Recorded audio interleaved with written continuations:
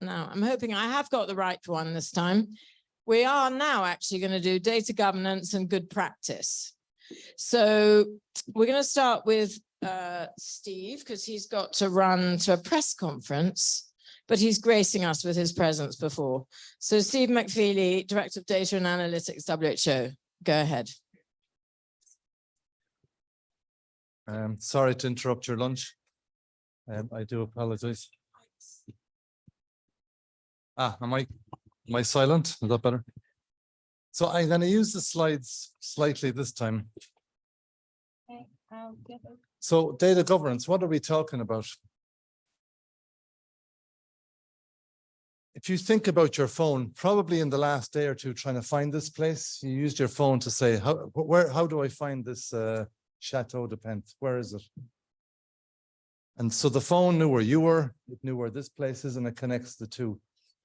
So to use those data, you're sharing data with a number of providers, and you do that either because you trust them or because the trade-off between the benefit and the risk you've decided is sufficiently good that it's worth the risk.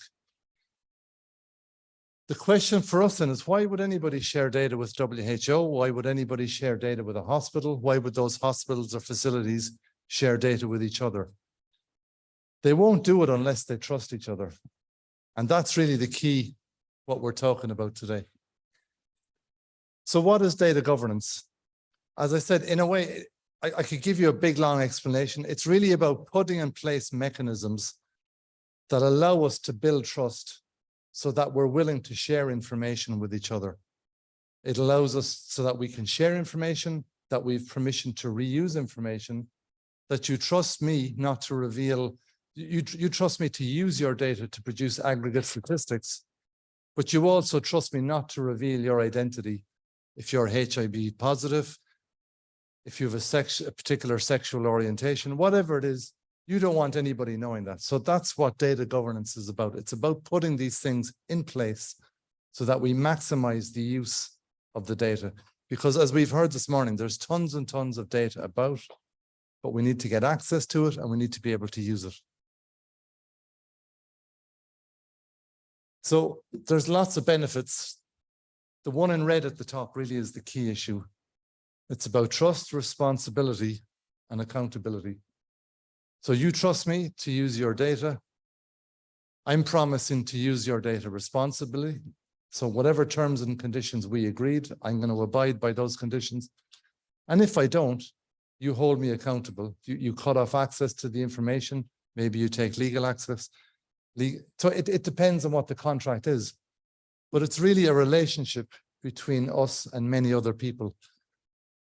The other benefits then, this allows us to produce better data, to use more data, to produce more metrics. Obviously, data security, data privacy, they're subsets of data governance. And if we can use data, if we can use data efficiently, like we heard this morning, so we're not collecting it multiple times. If we collect it once and we reuse it many times, then obviously that's more efficient and it's much less costly. We're putting less burden on countries. The countries are putting less burden on their enterprises. So everybody's happier. But it's all predicated on the fact that you trust the person that you're giving the information to. If you don't, then the relationship breaks down. If you think about the whole idea now that when we talk about health data, I want to be able to access my health data so that when I go from one doctor to another, from one facility to another, my data is here. It's here. It's where? It's in the cloud. So do you trust the cloud provider that they're all putting the data up into that cloud? Do you trust them? That's the question that we're asking. Now, why is this so important? Just before I get into WHO, we now live in a data economy. So forget about health for a minute. Just think about the economy more broadly, society. Almost everything we do every day, we're consuming masses of information, whether we understand that or not. We are also producing masses of information, whether we understand that or not. So we're producers and consumers simultaneously. The modern services economy is actually just about moving data from one piece to another, whether it's accounting data, whether it's health data, whether it's videos. It doesn't matter. These are just pieces of information that we're transferring around the world. And if we don't put a governance mechanism in place that allows us to do that, future economy, future health services, future accountability, future privacy, all of this starts to unravel. We are now living in a data age. So this is no longer a nice to have conversation that's optional. This is absolutely central to our being. So from a WHO perspective, we had the Data Governance Summit last year, as you heard, and from that we adopted a number of principles. Principle one, I'd just like to draw your attention to, the idea of a public good is actually quite a contested issue, but what it means essentially is that we're using the economic definition. So data are non-excludable and non-rivalrous. So basically everybody can use WHO information simultaneously, and everybody gets access to those information at the same time. And that's really fundamental to the statistical community. We have internal mechanisms in place to try and manage this, because this is not always an easy conversation, both with partners or even internally, because people want to do things with data that they probably shouldn't be doing. And our job is to try and police that and make sure that we adhere to the standards that we've adopted. Challenges. So data sharing agreements. This is a really time-consuming, exhausting process. And in fact, at the UN now, the UN is working on trying to develop a generic data sharing agreement so that we can move away from all of these bilateral agreements. The distinction between use and reuse is really, really important. So can I use your data, but then can I reuse it again later on for a different purpose to the one I originally discussed with you? Can I morph that data? Can I transform that data? Maybe in a way that you didn't expect. And then obviously security. Wherever we put our data, it must be safe. Critically though, this requires a massive cultural shift. In a lot of organizations, the WHO included, it's not clear that everybody really understands the importance of data, the importance of data principles, the importance of data governance, because they don't come from that background. And this is one of our challenges, is trying to educate everybody as to why this is so important. And then we have particular challenges. One, for example, in WHO, we have 3 constituencies. We have the research constituency, we have the emergencies constituency, and then we have the kind of routine health, or what we call programs. One of the tensions obviously is always between emergencies, because in an emergencies, they don't have time to set up bilateral agreements. They're under pressure to deal with an emergency. But what we have to make sure is that in dealing with one emergency, we don't inadvertently create another one. So the job is, it's a more challenging job, but it's really, really important. And it's about applying common standards, allowing for exceptions where there are exceptions, but in a way that the public understand where those exceptions are. So they understand the rules of the road that we're using. Now, this isn't just a WHO issue, and Malar is going to be angry that I'm doing this, but I'm stealing a bit of her thunder. But 2 years ago, the World Bank produced a report, Data for Better Lives, which was the World Development Report 2021. And in a way, that's been the catalyst for a whole other discussion at the UN around data governance, because in this report, more broadly, they call for a social contract around data. And within it, one of the chapters, the chief statisticians of the UN system called specifically for a global data compact, or a global data consensus. A couple of months later, UNCTAD, just up the road, they produced the Digital Economy Report, looking at data flows and the economic implications of those flows. These 2 reports together really trigger a lot of discussion within the UN. More recently, just a few weeks ago, the high-level advisory panel on effective multilateralism published a report called A Breakthrough for People and Planet. And in Chapter 4, this report is well worth reading too. Chapter 4 deals with data, and it highlights the importance of data governance. It calls for a decade of data, and it really emphasizes the need for global data principles and some sort of global data convention or compact. And then almost hot off the press, just the week before last, the Chief Executives Board of the UN, which is the oversight body, this is the Directors Generals of the entire UN system I think 46 different entities. They've basically looked at all of these and they've endorsed this, and they've said, yeah, the UN now agrees that there needs to be some sort of global data principles and mechanism, because data now underpins pretty much everything that we do, whether it's societal, whether it's economic, whether it's environmental. The potential that we see of data is immense, but the potential downsides, if we get this wrong, are immense. So the risks that we're talking about now are huge. So I'm going to finish up by just talking about opportunities. So there's huge opportunities within WHO, within the UN, to improve our data governance, but there's a much bigger opportunity to open a conversation globally across civil society, across the public sector, across private sector. And is there some sort of shared approach we can take to data governance? For us, there's obviously huge opportunities within WHO to promote the health perspective within these broader strategies. We also see at the World Health Assembly next week, but we see the G7, we see the G20, we see the World Economic Forum, all discussing these issues as well. And it's crucial that the health perspective is reflected in those, but it's crucial as well that we take their reflections and we reflect them in the health discussion. Because as I said this morning, health does not exist in a bubble. It doesn't exist in a silo. Health is just part of a wider data ecosystem. One of the big challenges as we go forward, the traditional UN mechanism is based around member state consensus. But data now are as I said, they're being produced by everybody and they're being held by everybody. Member states are not the big player in data at the moment. So whatever we do in the future, whatever discussion we have, it has to include member states, but it also has to include civil society, NGOs. It has to include the private sector. It needs to include academia.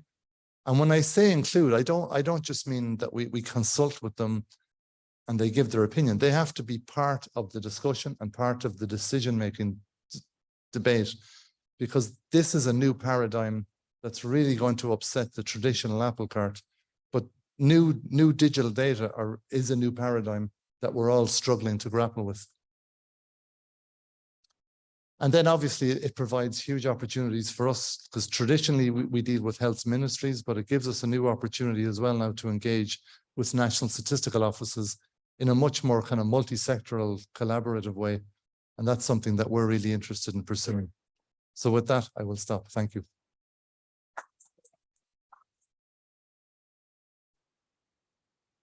Okay, we're going to move on to the World Bank. Oh, you're there, great. Yeah, they're just making up for time. Perfect, great.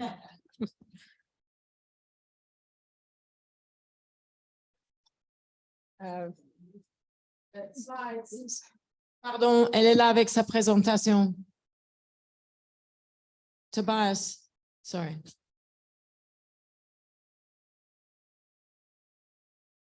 It's not my slide.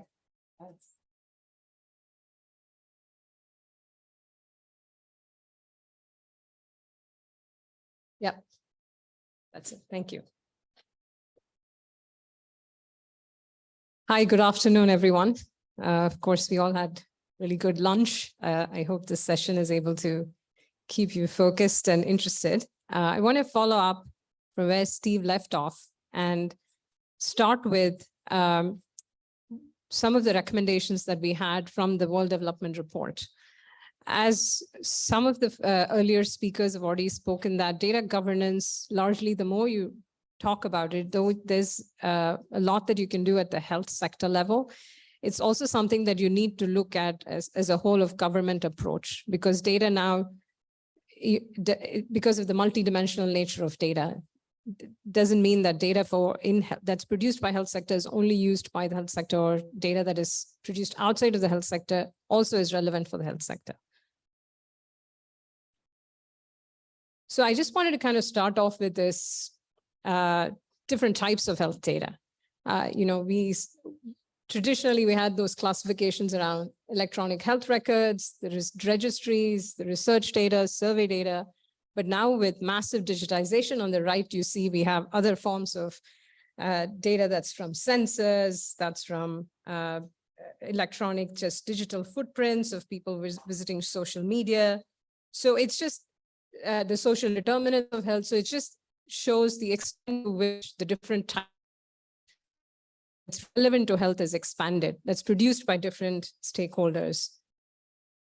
So this basically illustrates two main messages. I think, again, we spoke a lot about this in the sense it's really not about production of data anymore. It's not simply about gathering data, but it's really about reusing data, repurposing data that's produced by different stakeholders. We spoke about the different actors in the ecosystem, private sector, civil society. So what this framework really essentially shows is those arrows, if you can see that's running in the middle of the diagram, is this notion of reusing and repurposing. The more data gets used across from public sector, private sector, we're able to come up with more innovative data products, which can solve development problems which we don't envision just by looking at data from one particular actor.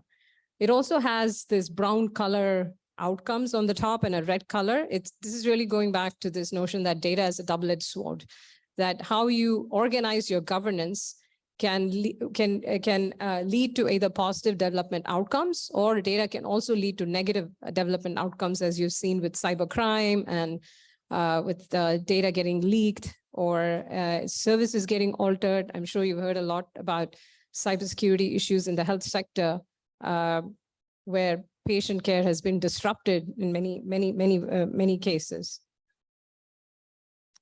So what does this all mean? In the report, we actually say there has to be a new social contract that's based on three principles: value, trust, and equity. We spoke a lot about building trust in systems and also building data systems that are equitable in nature. A lot of these innovations that we talk about are available only to a selected few. It is still not accessible to the vulnerable groups that actually need access to these systems. And Steve actually talked about new roles of the road. Social contracts already exist in legal systems across the globe. But what needs to change now is these social contracts need to adapt to this new world where data is interwoven into our lives. And what does this mean to actually practically enshrine these principles in reality? This calls for new types of data governance approaches. And in the report, we present this in the form of 4 layers: infrastructure policies, laws and regulations, economic policies, and institutions. I'm not going to go through all of these policies. We can send you materials after this discussion if you're interested. But maybe some quick sort of brief insights on each of these policies. For instance, infrastructure policy is about connecting people to the internet. People need to connect to be able to use the digital and data services. But it's also about countries having adequate infrastructure where they can actually collect, process, and store data. So it's also about data platforms and having adequate storage facilities at the country level.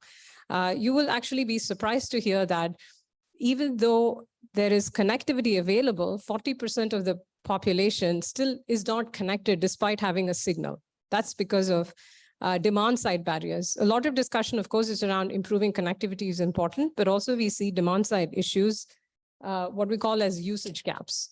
And you will see that there are 3 types of usage gaps, which is around digital literacy, affordability, and relevance. In the sense, people are not connecting despite having a signal because the handsets are expensive, they can't afford it, they don't know how to use it because of lack of digital literacy, and they don't find digital solutions designed in a way that they can use it. So infrastructure policies are really critical for the equity principle, to bring people, to make sure services are accessible and data products are accessible to vulnerable groups which are otherwise left behind.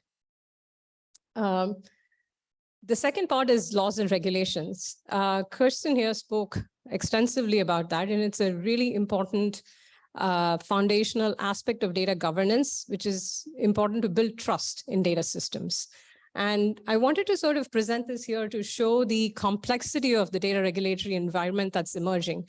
A lot of times you will hear the discourse around data regulations based on types of data, if it's sensitive data, confidential data, it's private data, public data, or depending on who's producing it, or the nature of transactions. It can be cross-border, flowing across countries, or it could be at the national level. But that's changing in terms of you no longer can decide regulatory environment based on these categorizations. I mean, they all interact in this sort of multidimensional legal framework. So it sort of depends on the uses of data. So your regulatory environment more and more has to have rules based on how the data is used, because the data that starts off as public data, when mixed with other types of data, can become private data or sensitive information. And so this, again, is a very complex diagram, I agree. But again, just to illustrate, in the report, we take this framework of enablers and safeguards for regulatory environment, in the sense there are certain policies that enable the use of data and certain policies that serve as safeguards for data use and data governance. So for example, here, just to give you an idea, for personal data, we take a very strong, make a very strong recommendation that it has to be a rights-based approach, which means that the data has to be first protected before it can be enabled for use. In the case of non-personal data, it's sort of balance of interest, which means it's based on how proprietary laws are governed in terms of access to information. But there are several other sub-dimensions. For the purposes of the report, we actually did a survey on the data regulation environment across 80 countries, which is now being expanded. In June, actually, they'll publish a report that would survey more countries. But just to give you an idea of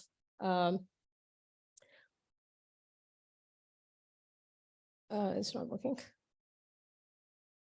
What is the state of regulations in?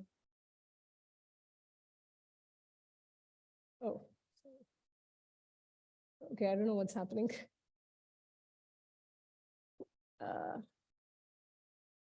Can you go up all the way to 100 and, sorry, all the way up, please?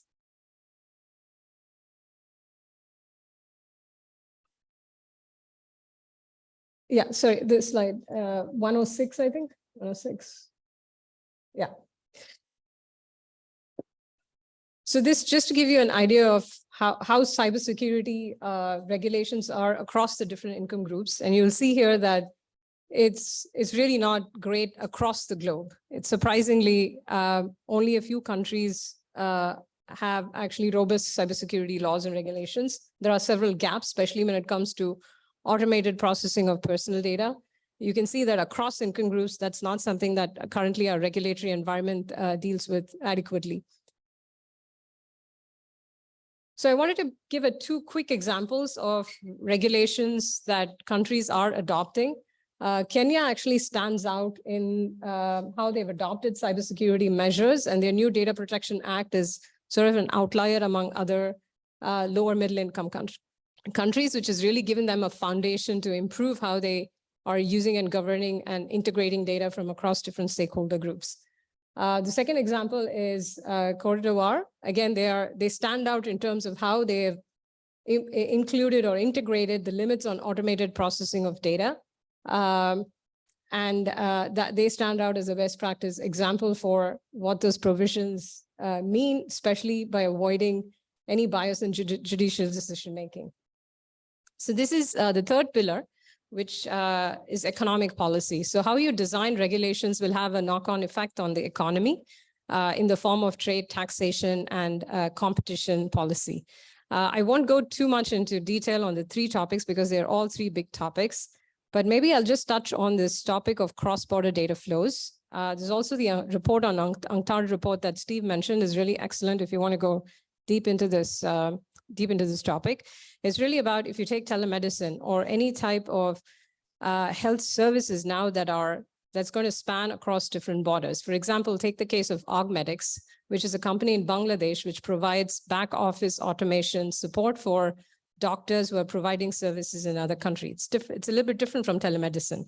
In this case, data needs to still flow between two countries, and that's only possible when data regulations in both countries allow for that.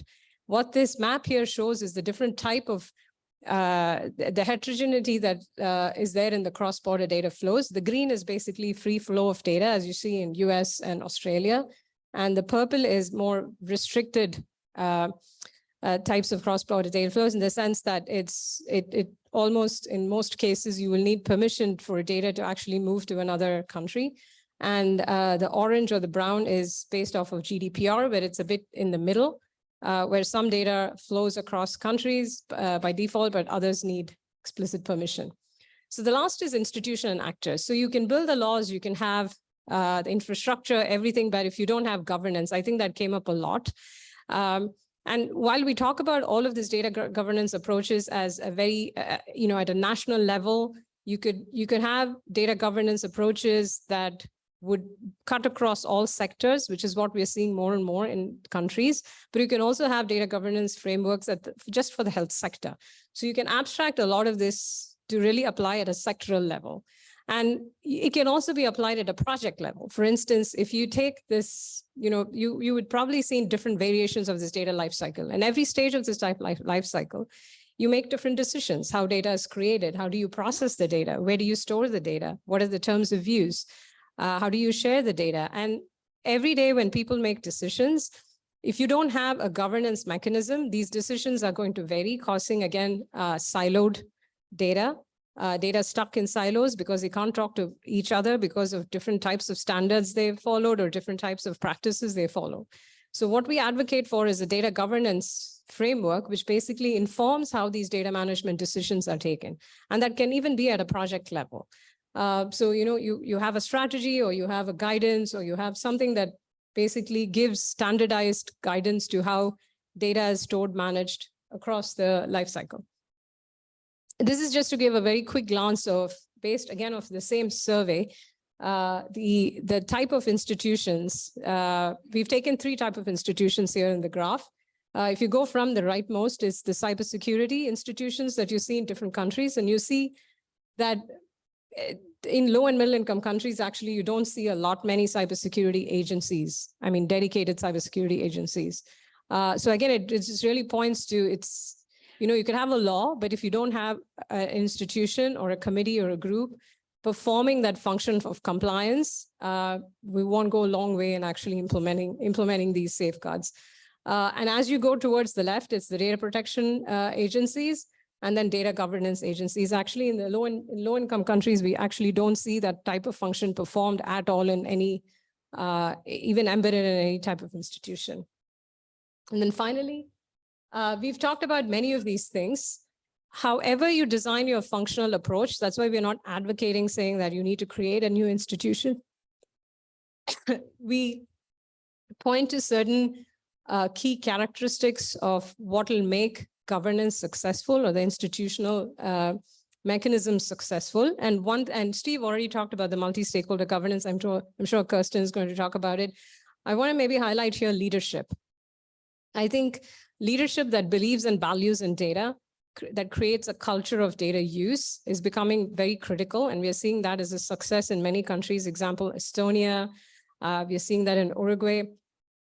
We are seeing that in Indonesia. So I wanted to end by giving a little bit of context to the health sector. So Indonesia has this really big vision about in how to embed digital in health. And these are some of the challenges that they're facing, how it affects primary healthcare, secondary healthcare, in terms of data not being interoperable. That's it. That's going to be my last slide. And then their sort of real big vision of how they embed digital again. It's about how they bring digital across from birth to death in how they track and provide patient care or healthcare services along that sort of the patient pathway here. So it's sort of that sort of thinking we want to bring in terms of how we build that strategic approach of embedding data and digital. And this is the final slide here, which is Uruguay that I talked about, is this commitment. Implementing data governance, digital transformation is a long time commitment. It's not about quick wins. It's not about short-term pilots. So there's to be government commitment. So Uruguay had created this HSIC, which actually is responsible for the digital transformation. Despite political changes, all political regimes stuck to committing to the committee and its agenda, which they're now reaping the benefits of, because after they invested in foundations of connecting populations, they're able to also now take on a digital health strategy, working with Salute, and they're making progress in implementing the digital health. That's it. The end. Thank you. The microphones, can you hear? Right. So now we're moving on to civil society, who's Kirsten, who's going to do it from here. Thank you. Yeah, that's perfect. So yeah, I can click my own. Great. I'm not sure if there's something behind my slide.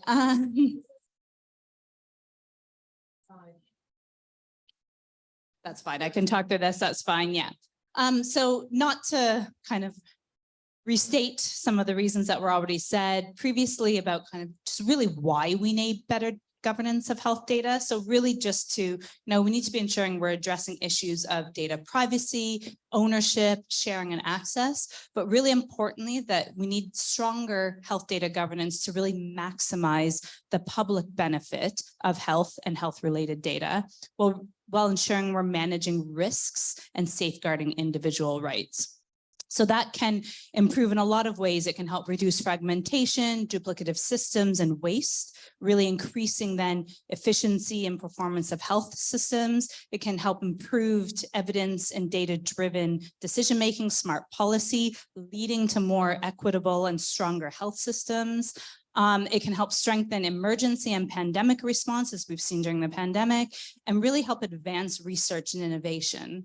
And importantly, and looking at the kind of the topic of the session, this really can make progress towards our UHC and SDG goals, and really to build, which has come up a lot, and Steve really emphasized as well, stronger health data governance can also really help build public trust in public health and public health systems, and in the data systems that support those public health systems. And this is such a critical element to foster data collection that can be used to help support public good.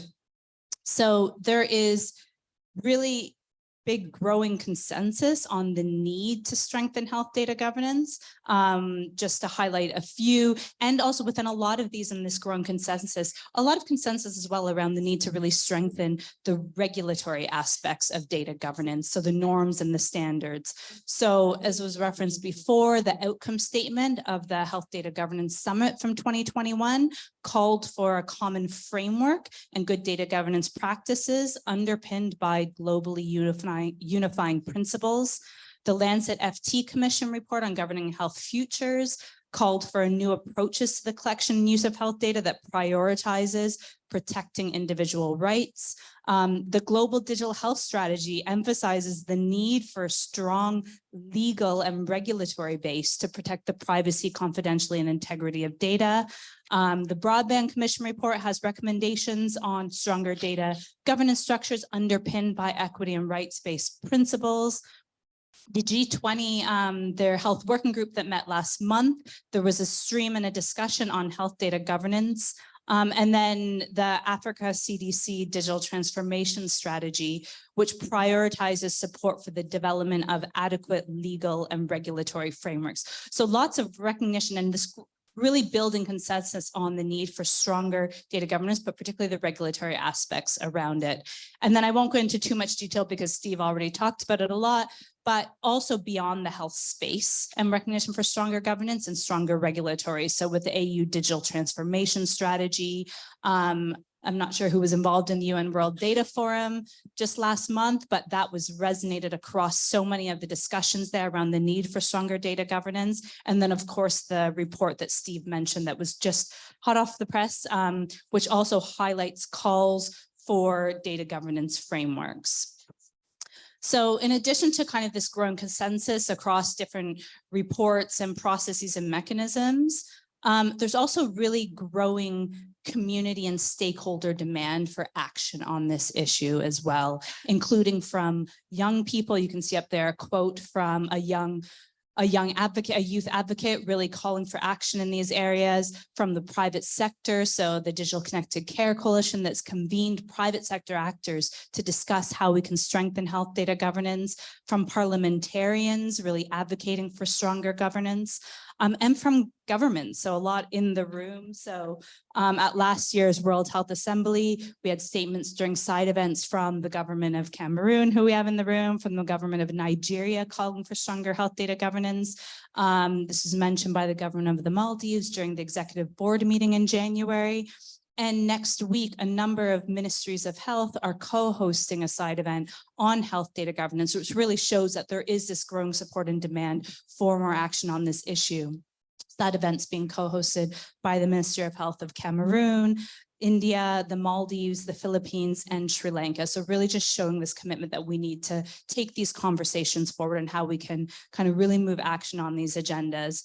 And then also, around this as well, there's really strong growing demand from civil society.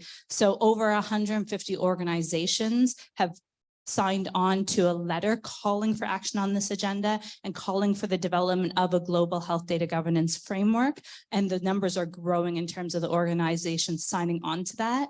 And there's also a lot of growing demand and discussions within communities and kind of the popular mobilization around these issues. So there's a new My Data Our Health campaign, which really seeks, it's driven by community-based organizations around questions of access, control, and rights over health data, with calls for governments to act on these issues.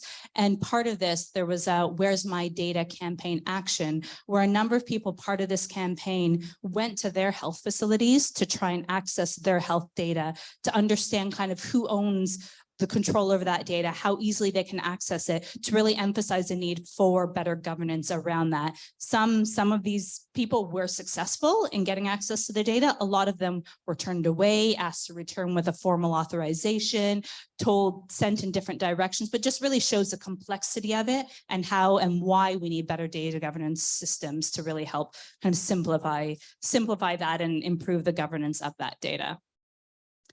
So just to highlight some messages coming from civil society, really emphasized in the call to action letter.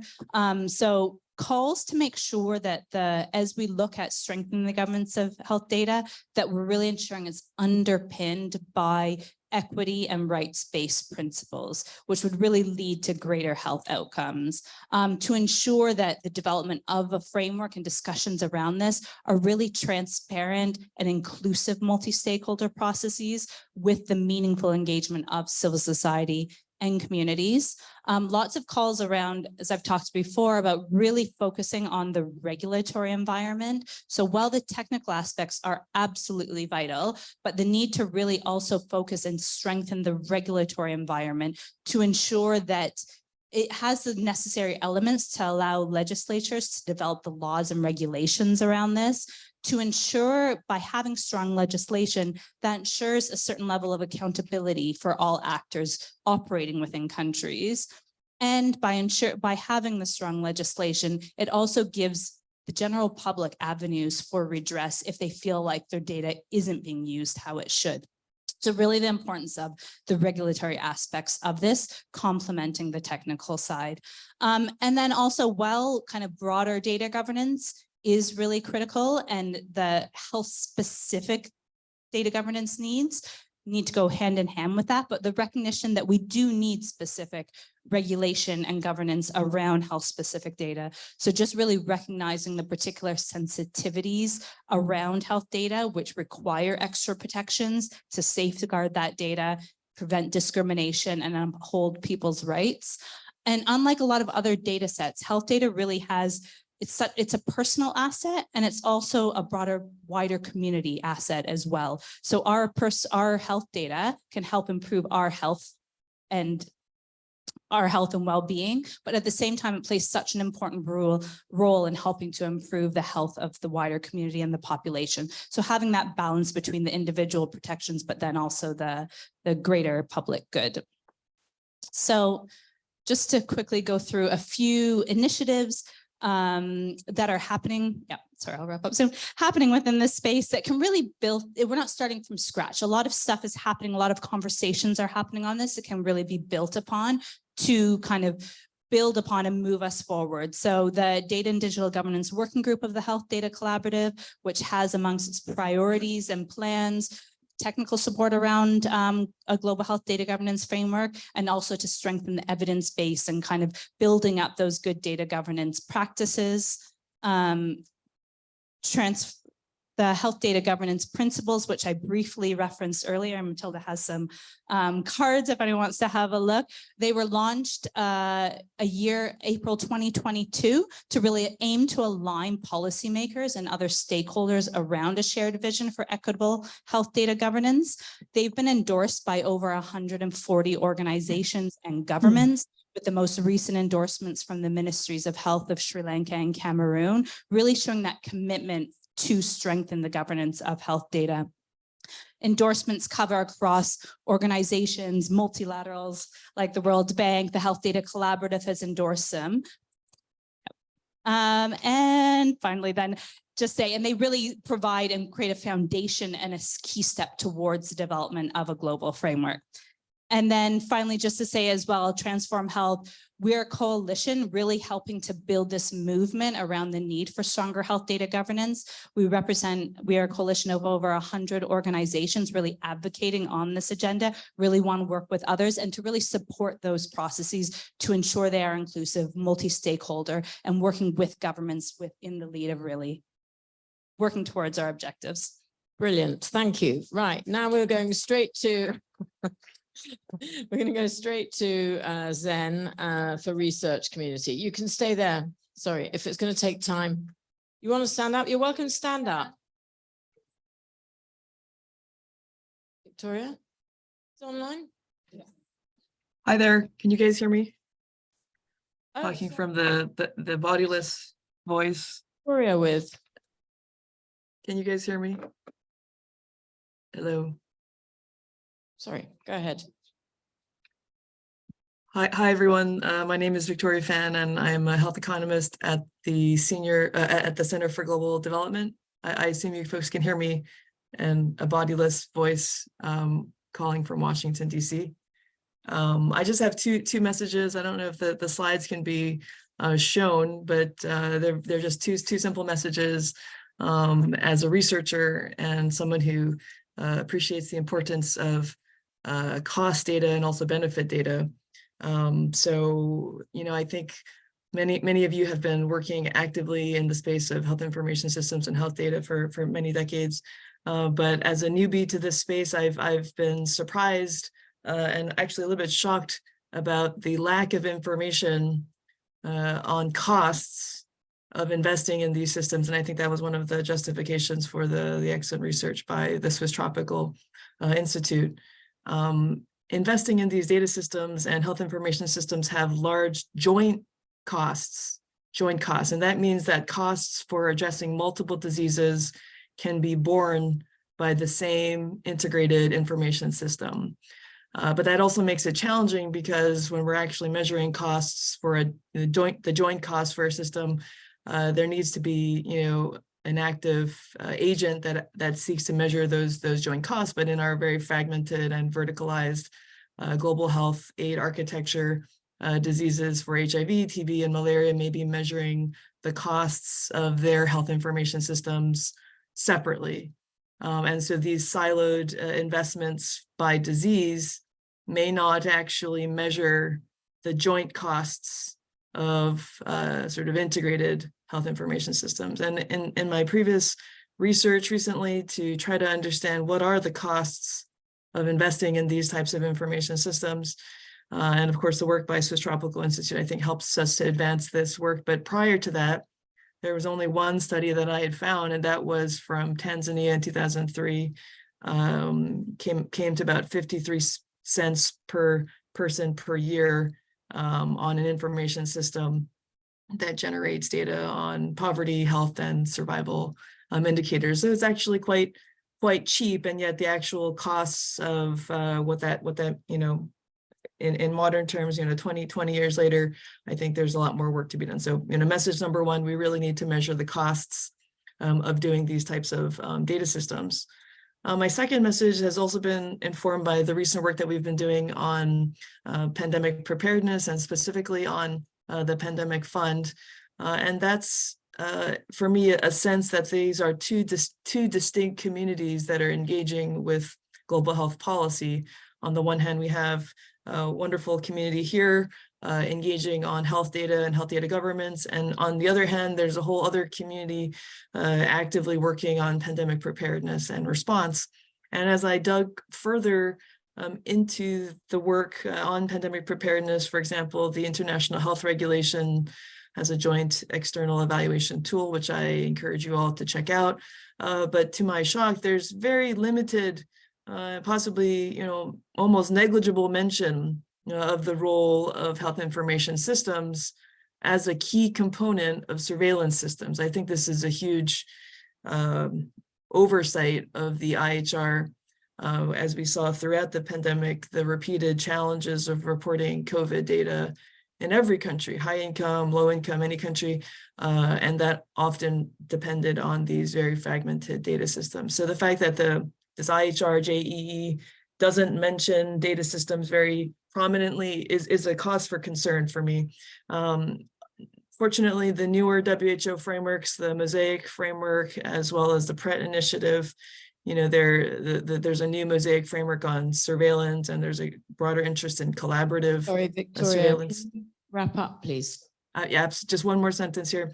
And these types of surveillance frameworks are useful, but they emphasize their role of health information systems is not as central or prominent as they could be. And the same goes for the pandemic accord, where it emphasizes, at least in a previous draft that I saw, analytics, but there's a much greater need for emphasizing the data governance and health information systems that all of you have been advocating. Those are my 2 cents from Washington, and look forward to engaging with you all further. Thank you very much. Thank you so much, Victoria.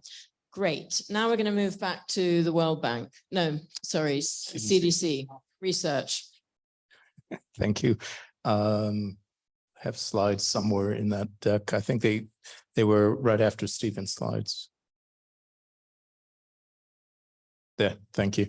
Please keep it short, sharp, and punchy. Thank you. Thank you. Actually, I'm very happy for your comments, Victoria, because I think some of those challenges with health information systems are really what I want to try to focus on. CDC, next slide, please.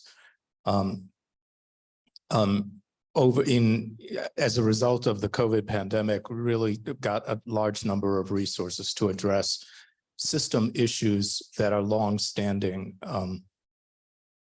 I can't. It's too small for me to see. It's one of the challenges of being old. Long-standing problems, but also exacerbated by COVID. Most of that investment has actually been domestically in the US, but the aim of what I'm going to be talking about today, the global public health data innovation, is an opportunity for our agency to leverage some of the findings, the tools, the best practices from the domestic work overseas. Direction. All right. Great. So some specific, I don't know, this way will work.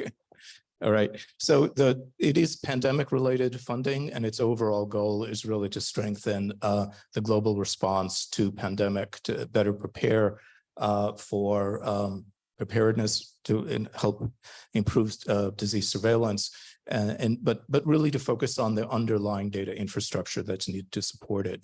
It has 5 overarching goals, which reflect many of the challenges seen earlier today. Firstly, about how do we bring together national level infrastructure that can be used to consume data, bring data together, link it together appropriately and accurately, so that data can be better analyzed and disseminated.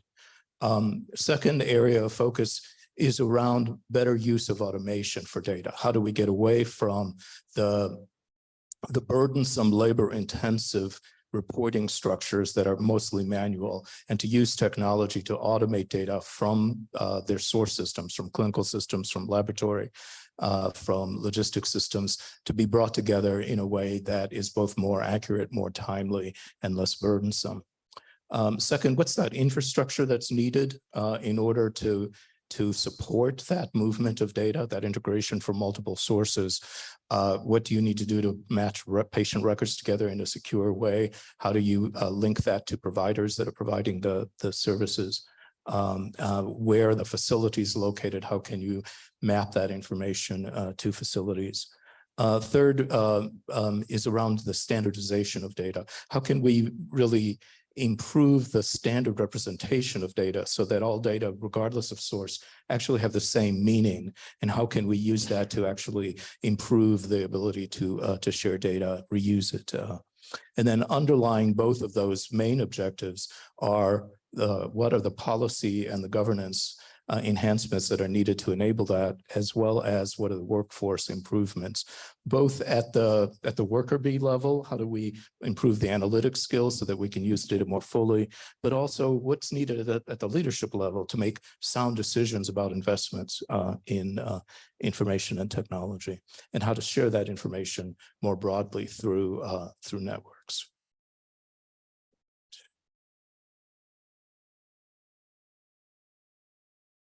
Next slide. Yeah, sorry. So underpinning this work is CDC's global domestic work on data monetization, as well as digital health strategies that are really proliferating across the globe. These are some recent examples of work being done by other organizations, including and especially in country governments.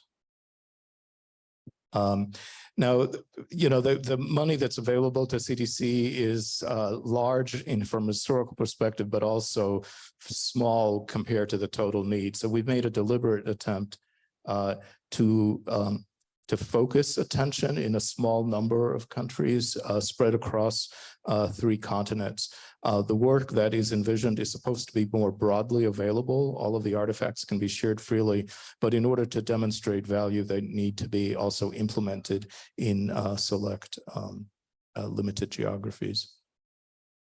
There are 7 core components to the work. I've talked about them a bit already. I want to just emphasize a couple more points. Governance, leadership, and policy is really foundational to all of the other work. If we don't have not only the right legal and policy framework, but also the right structures to look at the data quality, that we're not going to be able to derive the benefit from the other components. The cloud infrastructure hasn't been widely talked about, but and in many places there are barriers to cloud adoption that are quite necessary to address. But I think the use of cloud is going to be necessary. It's going to be necessary in order to get the cybersecurity controls that are needed. I think it's also necessary to do the scalability that's needed. I mean, we saw during COVID that we got from a trickle of cases to millions of records that were dense because they contain genetic sequencing data. And to have the right technical infrastructure to go from that small to that large very quickly, I think is going to require that managed infrastructure that cloud allows. We talked about the data analytic and integration workforce components. I will say that among the 10 countries that we are working with, the largest single emphasis area is that governance leadership, followed by the analytics and the integration and automation.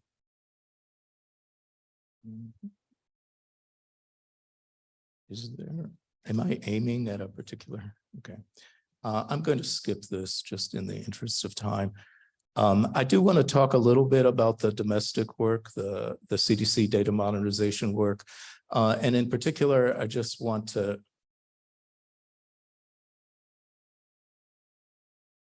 Where am I aiming? I'm sorry. Oh, okay. It works 1 out of 3 times. No, that's fine. So We've talked about many of these things already. I mean, essentially what we're advocating for is an enterprise architecture approach that develops consolidated infrastructure for dealing with all kinds of data to move away from program-specific siloed systems. These are, as was stated earlier, inefficient, duplicative use of resources, but also to move away from the point-to-point data transmission.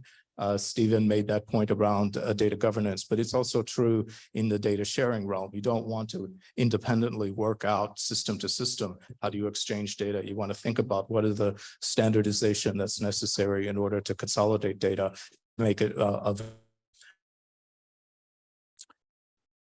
and the point's already been made about data, the health data being the larger issue across governments. Slide up, because I want to make the point about the data infrastructure. And the analogy that we're using is the leaves, the top of the tree, and then the underlying structure that support it, underground and not seen. And I think many people underestimate the complexity of the infrastructural changes. But at the top, you see the data use, the digital services. At the bottom, you have really core foundational data issues, things like network security, the systems and the applications and tools, the telecommunication, the portfolio management, the effective project management around data information systems. I think to get what we need done, we're going to have to address all of those issues. Now, I'm not planning on go for the 7-4 components. I just want to emphasize some activities that I think are key to doing this. So the chief goal of the governance work is really to improve the planning. How do we help governments actually make effective decisions, not just for the next couple of years, but going out into 5 or 10 years? How do we assist stakeholders in looking at their current plans, maybe making some adjustments so that they can be more robust? And the costing piece can't be emphasized enough. What do we need in terms of investment? And what do we expect to get back? And figuring out all of the confounders to having a consolidated approach versus individual system silos is actually complicated. And getting that correct, I think, will be critical. In the area of cloud infrastructure, I've talked about already, how do we remove barriers to cloud adoption? I do want to just say that cloud is already happening.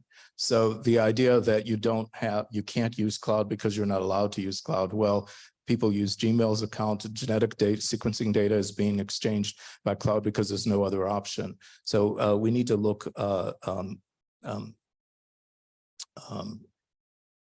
methodically at that. Next slide, please. Workforce development. Some of the leadership challenges I think are paramount there. Data integration, we've talked about a bit. I'm going to leave these slides with you. The standardization, the need to have standard representations of all data, the movement, the implementation of SMART guidelines, which we're supporting, that I think that WHO is appropriately focused on, and then the improvements in efficiency of reporting. Sorry, I'm going to rush through these, but hopefully some of these desired states help build that vision about what we're trying to do. And then also looking at specifically what are the activities that need to be implemented on the ground so that these goals can be achieved. I think we hope to have more to contribute to the body of knowledge on this as we move forward with our initiative. Thank you. Thank you very much. That was really helpful.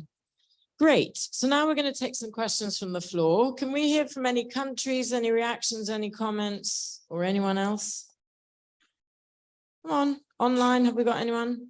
Hello, wake up. I think I can make you all stand up and wave your arms if you can't think of any questions. Right, questions online? I'll start with a comment online. So. Okay, so we have a comment here from, again, we seem to have some very vocal anonymous commentators online. We have another anonymous one who's saying, good points. We always hear about how expensive it is to support electronic health record implementation in countries.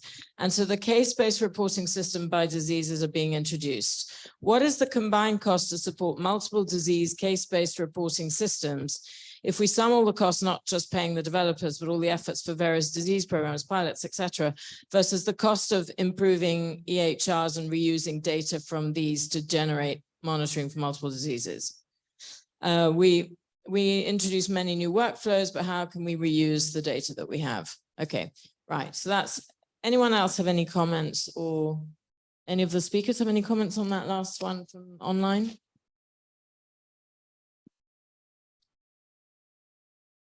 I think they're talking about, you know, when there's different disease programs collecting different data, you know, like, for example, you know, malaria and NTDs, they fund, and then there's TB, and then there's all this. Yes, go ahead. I think it goes back to, you know, the confidence in the data. I mean, many, and I started my career in a disease-specific way, and, you know, our perspective was there was no way to get what we needed without having to go out and collect it. I mean, the point that I was trying to make in building a consolidated infrastructure is that that infrastructure needs to be, it'll take a while to put in place, but it needs to be in place. And if it's available, then you don't need to go out and independently collect your information. It's actually available, and you can focus the work on the analytics associated with getting the right questions answered, rather than having to rebuild every time a separate structure for every system.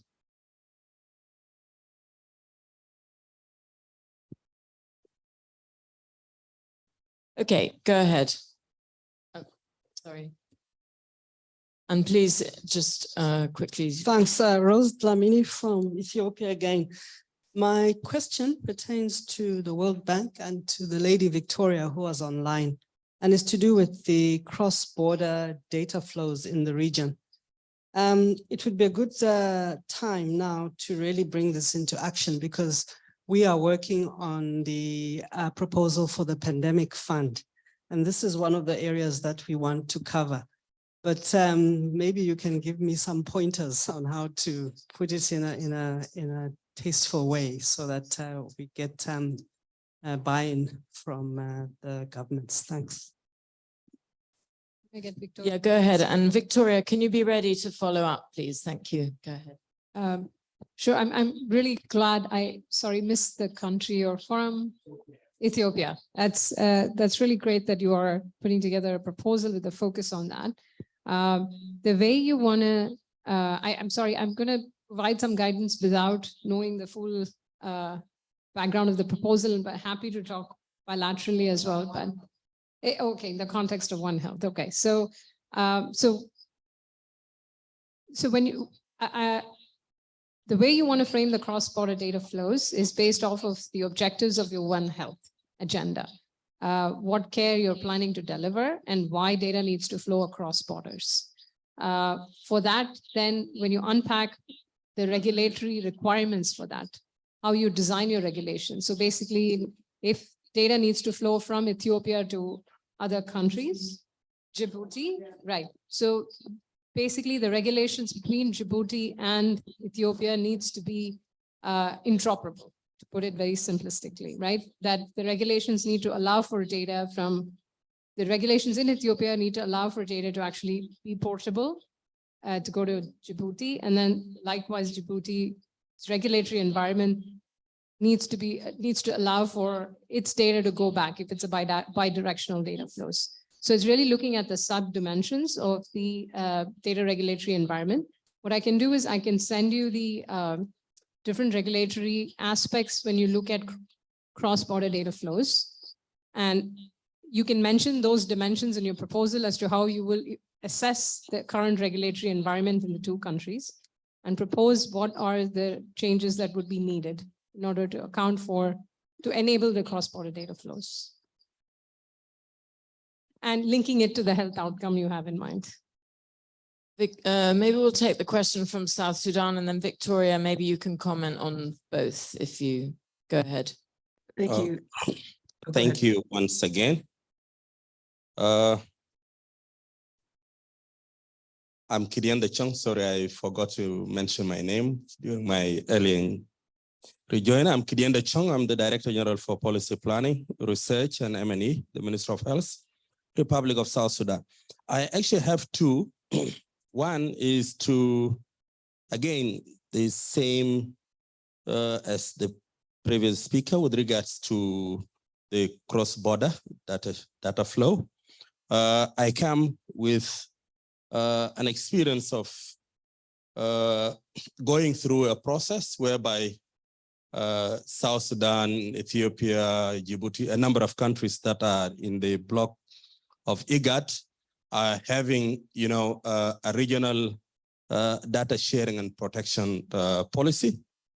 And we are having some difficulties to implement that in the member states, simply because of the national regulations. Some member states do have, laws through the Act of Parliament with regards to data sharing and data protection. So I would really appreciate if there is any opportunity through the HDC or any other global health initiative that could really support the countries to develop or to align or to update the national data sharing and protection policies to allow the flow of the data across the borders. My second point goes to CDC. Honestly, when I was looking at the presentation, in my mind, I was thinking back at home, what is the reality? What is the real situation? Because I'm certainly getting tired of going to several platforms like this. We go through all the ideals, we've taken through principles, but when we come to do things practically, we tend to do them differently. I'm saying this simply because I have seen mentioning of the infrastructure, the workforce, which are the major challenges when it comes to my context. But unfortunately, there is a lot of duplication. We are saying we need to solve the problem of siloed approaches, but practically on the ground, we are actually promoting, silos approaches. We are actually duplicating. We are actually wasting a lot of resources. And I can give an example. One example is to do with the disease programs that are funded by the global health initiatives, including CDC and so on. With the example of the infrastructure and the tools that we use, you go to a facility, we talk of integration, we see co-location rather than integration. I go to a health facility, I will see that we have been supplied with the 4 or 5 tablets, and the tablet is configured with only a data set depending on who is providing that. If it is an HIV program that is funded by Global Fund or CDC, you will see that tablet will only be used to report on HIV or TB or malaria, depending on who is the donor. Unfortunately, it also has its own implications on the human resource or the workforce. You will see that as a smaller unit, one data officer is enough to use even a single tablet configured with all the data elements or data sets to report across the disease programs. However, there is a support that is attached to that in terms of incentives. You report for the HIV or you report for IDSR, you receive incentives. So you get the staff only If I'm reporting for HIV, I pick the data, the tablet that has the data for the HIV or the IDSR. You see a single facility is reporting 100% depending on the disease specific and who is actually investing in that. We are seeing a lack of coordination. We are seeing, non-compliance, even when we speak about the importance of integration, deduplication, but it's not happening. So I would really want to see or to ask whether there are specific approaches for specific countries that will not follow what we are actually being taken through here. Thank you. Sorry, can I have a slight follow-up question? So does that mean that when this thing, let's say, when you're entering, your health worker is entering the data, that the donor who gave you that laptop is automatically getting that data without you having consolidated it or analyzed it? Because that's another issue. Absolutely. Yeah, but is it happening? Yeah. In the context of South Sudan, it's absolutely correct, because you will see in our presentation, in contribution later, we've been struggling with the multiple reporting systems in the country, despite the fact that we are now pushing for alignment and use of the DHIS2 as the only national reporting platform. But you'll see there are different, there is that team, there is also a shadow DHIS2, you get NIS for the nutrition, you get ODK for the EPI, name them. We have almost 6 or 7 reporting systems. Thank you. Thank you. Go ahead. And then we'll come to Victoria. Sorry, we haven't forgotten you, Victoria. We're coming to you. Do you want to? Okay, Victoria, are you there, Victoria? I'm here. Can you guys hear me? Great. Thank you. Okay, great. Well, I appreciate the comments from South Sudan and Ethiopia, and also the anonymous comment about the costing of these systems. I completely agree that the duplicative systems and fragmented systems are not only extremely costly, but extremely wasteful. And from a research perspective, that measuring what the costs of this waste would be quite an interesting advocacy tool. The South Sudan comment is well noted that we need probably less research and less commentary, and we just need to solve the problem. And for that, I believe, on some level, it's no surprise that fragmented funding flows lead to fragmented data systems. Even in the United States, where I'm familiar with the data in one small state of Hawaii, we also see fragmented national domestic flows to the state government also results in fragmented implementation. So this is not just a donor problem. This is a problem actually in any type of financing that's fragmented tends naturally to fragmented implementation, and with it fragmented data systems. So the ways in which this can be addressed, as we all know, is through integration of financing or through shared platforms like the IHP Plus, things like that. But in practice, I think very few countries have actually implemented them.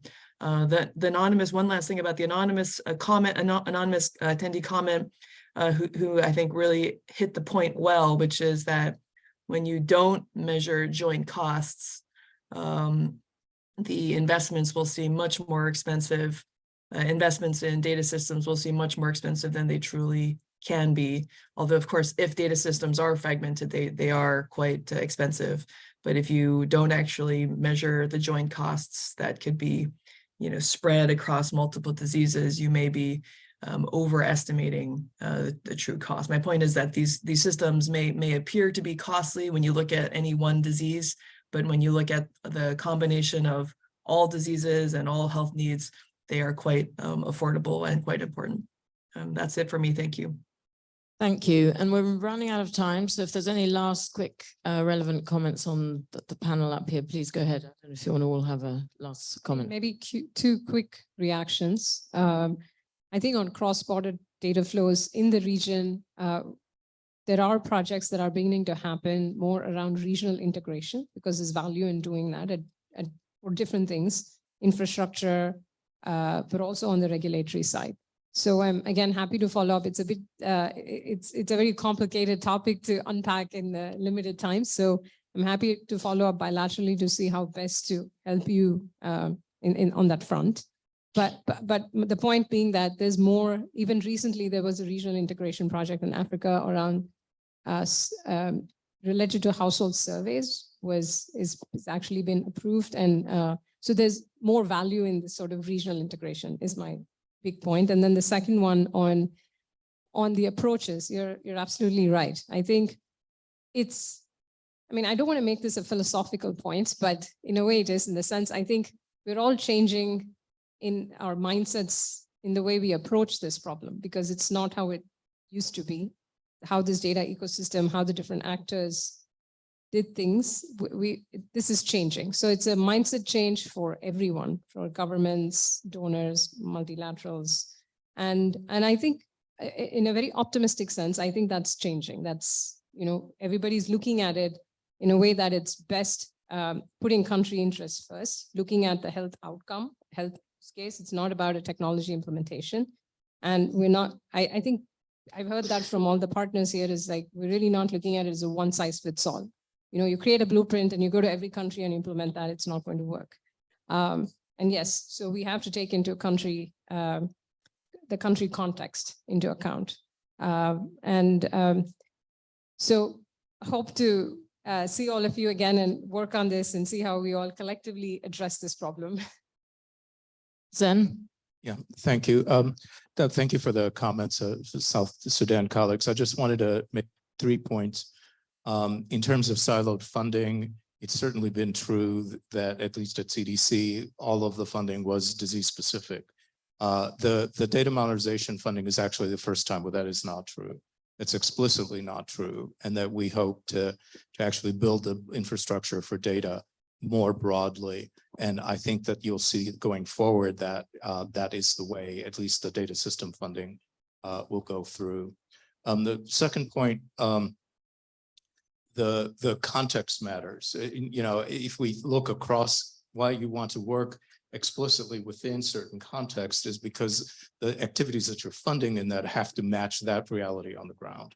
And we've asked each of our country governments to work with our CDC office to propose proposals that were appropriate for that context. So I hope that that is something that we can do consistently. And then third, I think the coordination effort actually underscores the need for strengthening in governance, because if there's not a costed government plan, then there is a temptation, an opportunity to do siloed and non-comprehensive solutions. So we need to get the governance right, both in terms of the data governance, but also how decisions are made about how to strengthen systems across the board. Thank you. Yeah, I can be really quick and just actually make one comment, because actually hearing these comments about the challenges and the duplicative, fragmented, non-aligned systems, to me, just even further strengthens that case for why we need better alignment, consensus around minimum common regulatory standards, which of course need to be tailored to country context, but can really help then build that consensus around what those minimum standards should be to improve the governance of data sharing and protection within, but also across borders. So I think it just, to me, speaks to then the case of why we do need to work together to help build that kind of alignment that can facilitate those data flows for better health outcomes. Great, thank you very much. So just, we're going to break for coffee, but just to recap, we've had a really rich session once again, and there are a couple of main ideas that came out. So the idea of data as a public good versus the individual rights. Also, we heard about the tree of data, where often the program people at the top, who you see, have nothing to do with the people in the backbone who are actually designing the whole system. And then also the fragmentation of funding flows, which results in fragmented data, and the health data system. And then, of course, that not one size fits all, but that we do need to work on a regional level and get the budgets and the funding and the regulatory governance sorted out. Thank you very much. Big applause for this panel. Okay, so tea's here, as you know, the bathrooms are downstairs, and then we're going to start quite briefly. So enjoy your tea and coffee. The Health Data Collaborative is a vibrant and growing community of over 220 partner organizations and more than 800 members from 7 constituencies. These constituencies are countries, civil society, private sector, donors, and philanthropic organizations, global health initiatives, academia, and multilateral organizations. Members of the Health Data Collaborative take part in several technical working groups. These include routine health information systems, digital health and interoperability, civil registration and vital statistics, logistics and management information systems, data and digital health governance, public health intelligence, and community data. Countries can use these health data collaborative assets to better coordinate technical support. The aim of this community is to align technical, advocacy, and financial resources with government priorities for data and digital development. The importance of this work has been underscored by the COVID-19 pandemic, which showed the risks of fragmented data systems posing a significant threat to coordinated action and response. The Health Data Collaborative, together with the Sustainable Development Goals 3 Global Action Plan data and Digital Accelerator, is designed to support and streamline existing processes to align resources with government data and digital priorities using existing structures and processes. This is done through capacity building, knowledge sharing, and country peer review of data challenges and opportunities. By embracing diverse views, perspectives, and backgrounds. By promoting the highest standards of data security. And by promoting health data as a global public good. Aligning global tools with local contexts and needs is crucial to support Sustainable Development Goals monitoring and contributes to health information systems that are clear, concise, and actionable. Learn more and join us.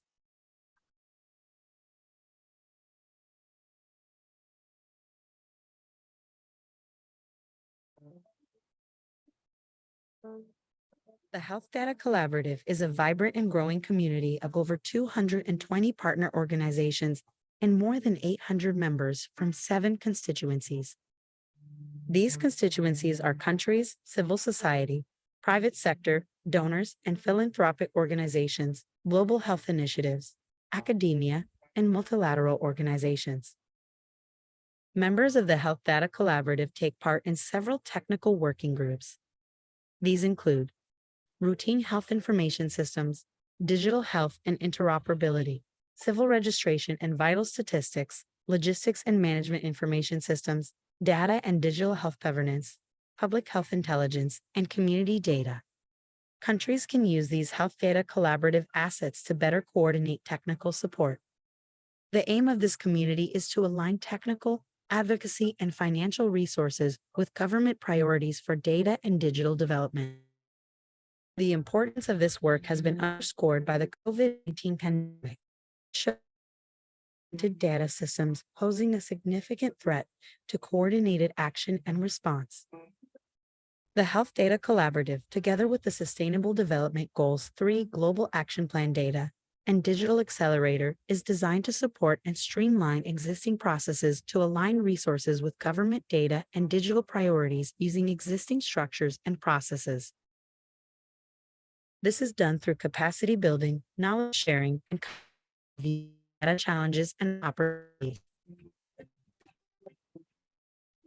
By embracing diverse views, perspectives, and backgrounds.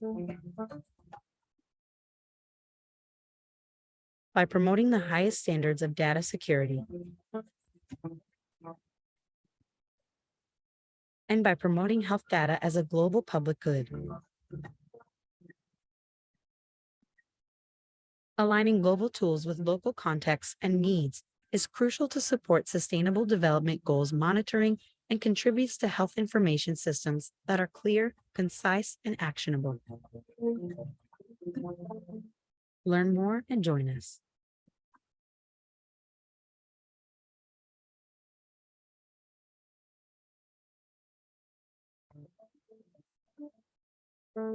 The Health Data Collaborative is a vibrant and growing community of over 220 partner organizations and more than 800 members from 7 constituencies. These constituencies are countries, civil society, private sector, donors, and philanthropic organizations, global health initiatives, academia, and multilateral organizations. Members of the Health Data Collaborative take part in several technical working groups. These include routine health information systems, digital health and interoperability, civil registration and vital statistics, logistics and management information systems, data and digital health governance, public health intelligence, and community data. Countries can use these health data collaborative assets to better coordinate technical support. The aim of this community is to align technical, advocacy, and financial resources with government priorities for data and digital development. The importance of this work has been underscored by the COVID-19 pandemic, which showed the risks of fragmented data systems posing a significant threat to coordinated action and response. The Health Data Collaborative, together with the Sustainable Development Goals 3 Global Action Plan data and Digital Accelerator, is designed to support and streamline existing processes to align resources with government data and digital priorities using existing structures and processes. This is done through capacity building, knowledge sharing, and country peer review of data challenges and opportunities. By embracing diverse views, perspectives, and backgrounds. By promoting the highest standards of data security. And by promoting health data as a global public good. Aligning global tools with local contexts and needs is crucial to support Sustainable Development Goals monitoring and contributes to health information systems that are clear, concise, and actionable. Learn more and join us.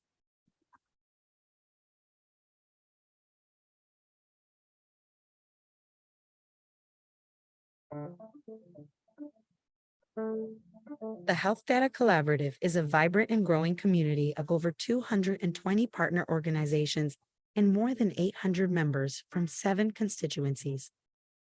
These constituencies are countries, civil society, private sector, donors, and philanthropic organizations, global health initiatives, academia, and multilateral organizations. Members of the Health Data Collaborative take part in several technical working groups.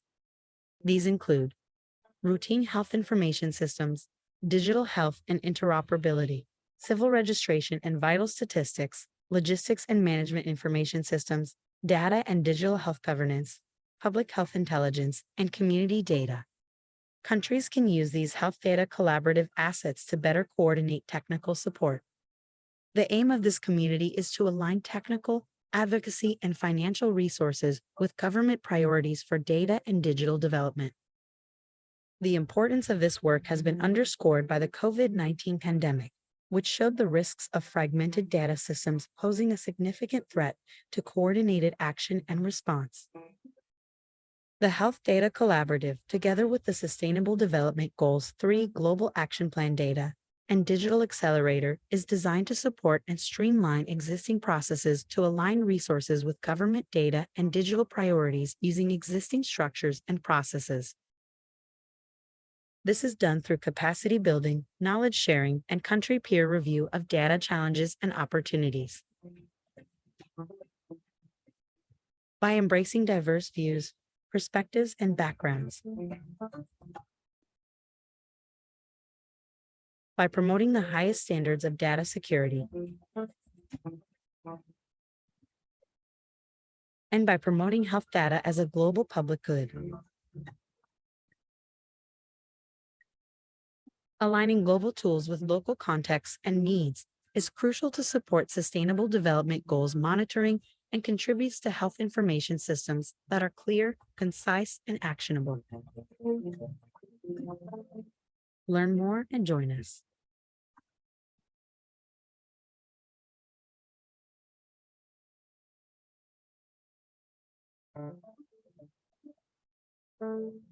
The Health Data Collaborative is a vibrant and growing community of over 220 partner organizations and more than 800 members from 7 constituencies.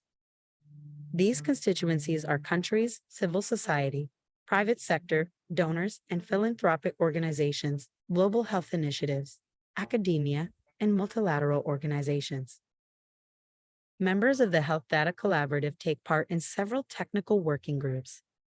These include routine health information systems, digital health and interoperability, civil registration and vital statistics, logistics and management information systems, data and digital health governance, public health intelligence, and community data.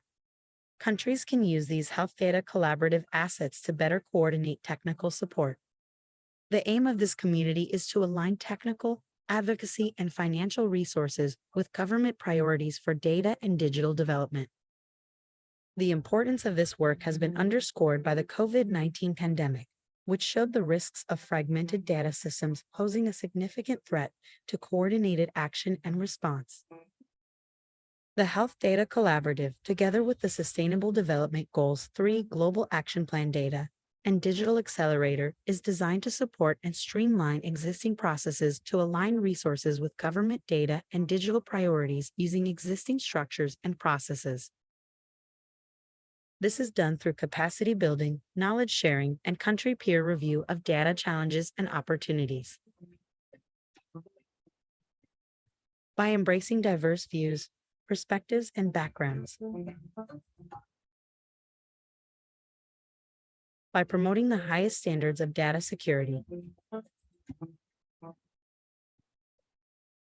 And by promoting health data as a global public good. Aligning global tools with local contexts and needs is crucial to support Sustainable Development Goals monitoring and contributes to health information systems that are clear, concise, and actionable. Learn more and join us.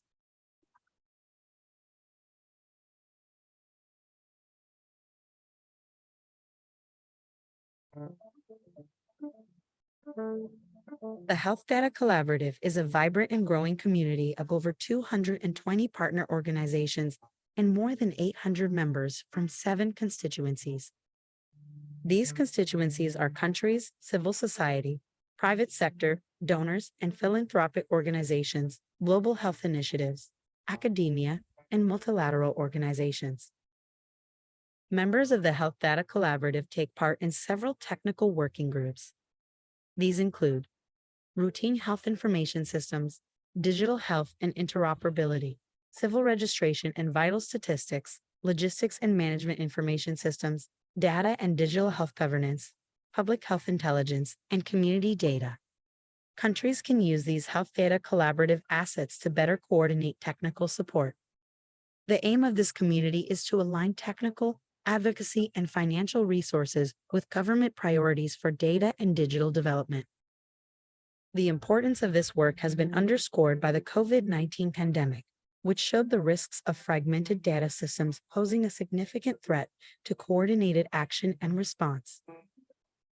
The Health Data Collaborative, together with the Sustainable Development Goals 3 Global Action Plan data and Digital Accelerator, is designed to support and streamline existing processes to align resources with government data and digital priorities using existing structures and processes. This is done through capacity building, knowledge sharing, and country peer review of data challenges and opportunities. By embracing diverse views, perspectives, and backgrounds. By promoting the highest standards of data security. And by promoting health data as a global public good. Aligning global tools with local contexts and needs is crucial to support Sustainable Development Goals monitoring and contributes to health information systems that are clear, concise, and actionable. Learn more and join us.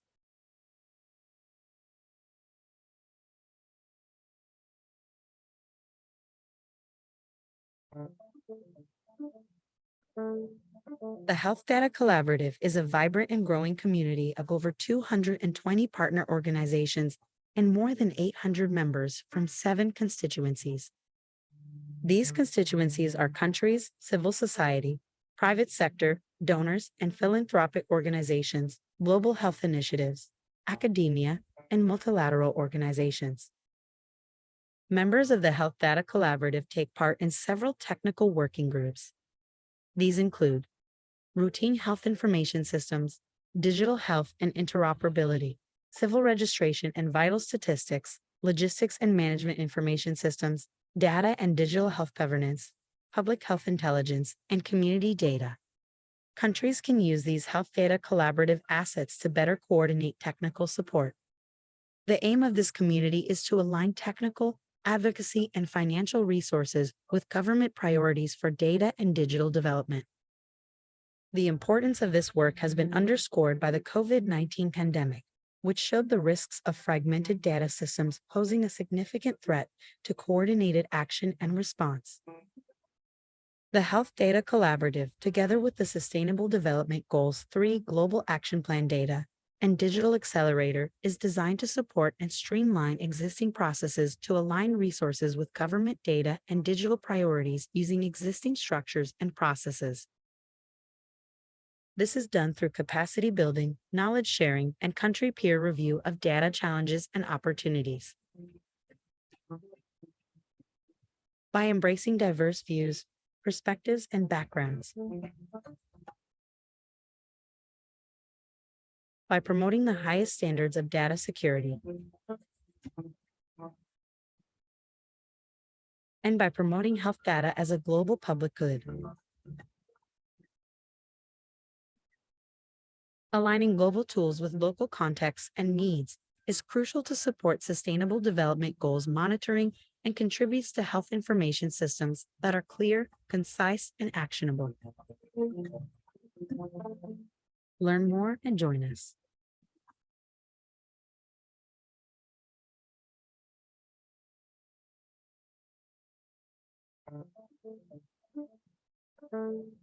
The Health Data Collaborative is a vibrant and growing community of over 220 partner organizations and more than 800 members from 7 constituencies. These constituencies are countries, civil society, private sector, donors, and philanthropic organizations, global health initiatives, academia, and multilateral organizations.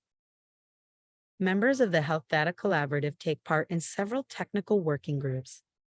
These include routine health information systems, digital health and interoperability, civil registration and vital statistics, logistics and management information systems, data and digital health governance, public health intelligence, and community data. Countries can use these health data collaborative assets to better coordinate technical support.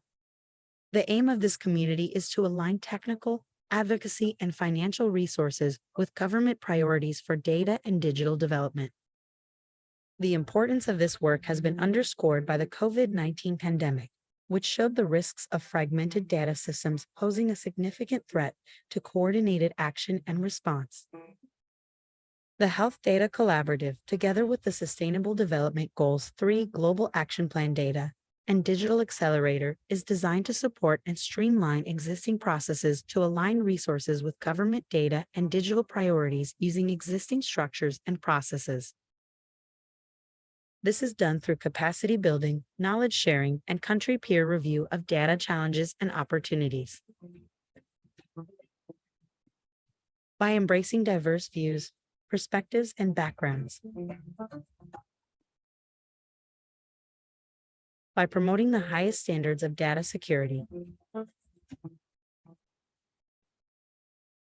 And by promoting health data as a global public good. Aligning global tools with local contexts and needs is crucial to support Sustainable Development Goals monitoring and contributes to health information systems that are clear, concise, and actionable. Learn more and join us.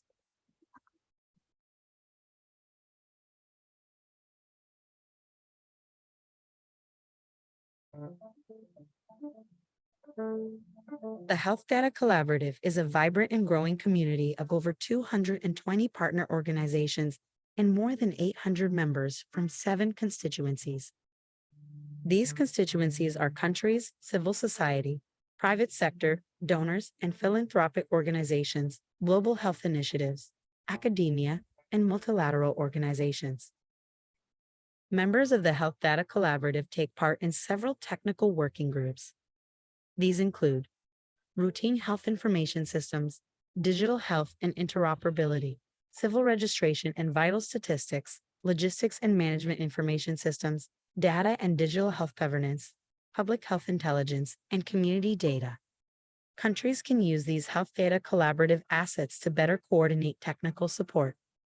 The aim of this community is to align technical, advocacy, and financial resources with government priorities for data and digital development.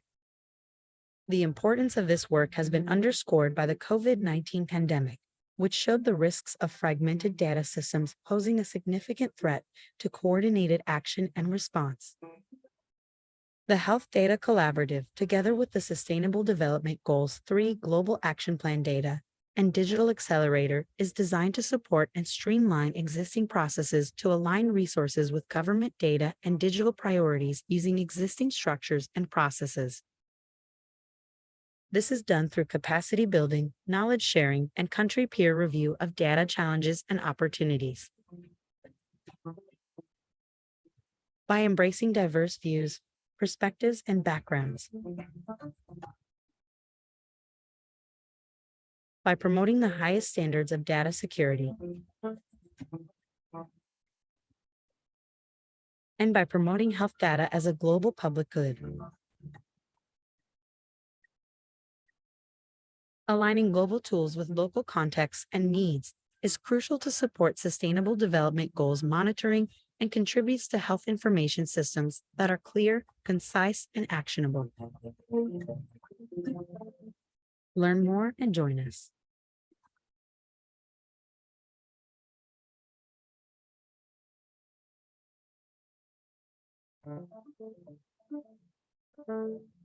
The Health Data Collaborative is a vibrant and growing community of over 220 partner organizations and more than 800 members from 7 constituencies. These constituencies are countries, civil society, private sector, donors, and philanthropic organizations, global health initiatives, academia, and multilateral organizations. Members of the Health Data Collaborative take part in several technical working groups. These include routine health information systems, digital health and interoperability, civil registration and vital statistics, logistics and management information systems, data and digital health governance, public health intelligence, and community data. Countries can use these health data collaborative assets to better coordinate technical support. The aim of this community is to align technical, advocacy, and financial resources with government priorities for data and digital development. The importance of this work has been underscored by the COVID-19 pandemic, which showed the risks of fragmented data systems posing a significant threat to coordinated action and response. The Health Data Collaborative, together with the Sustainable Development Goals 3 Global Action Plan and Digital Accelerator, is designed to support and streamline existing processes to align resources with government data and digital priorities using existing structures and processes. This is done through capacity building, knowledge sharing, and country peer review of data challenges and opportunities. By embracing diverse views, perspectives, and backgrounds. By promoting the highest standards of data security. Hello. And by promoting health data as a global public good. Hello. Next steps. Okay, let me, so you're gonna start with the next step slide, yeah? Yeah. The next step was then start. Okay, section 2, the governance distributed, and then. I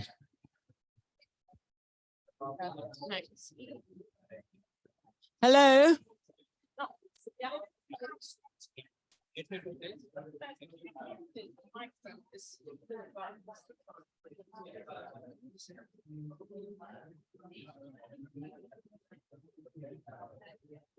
Right, hello. Hello. Okay, everyone. I hope you're coffeeed. Hello.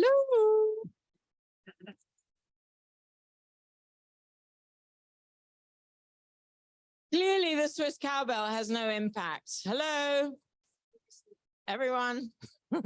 Okay, thank you.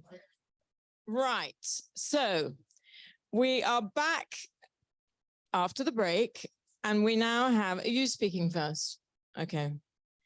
We're very lucky here. Hello, sorry guys, I realize. Thank you. Right, so country, good data governance practices. We all heard in the previous session, there was quite a lot of theory, but it was important so that everyone's on the same page. Now what we're going to look at is the reality of how this is put into practice and the action steps that we need to take next. So we're going to hear from Vikas Dawivedi. I need to wear my glasses, sorry. Anyway, you can introduce yourself, please go ahead. Thank you. Good afternoon, everybody. Thank you.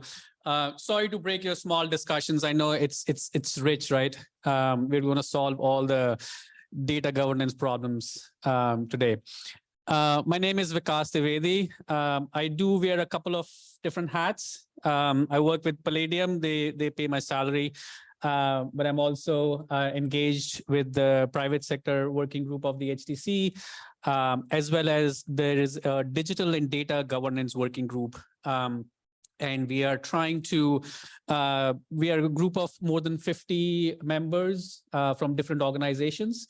And we are working together or trying to work together on some kind of data governance framework. And we'll talk about that. Wow, these lights are too bright here. I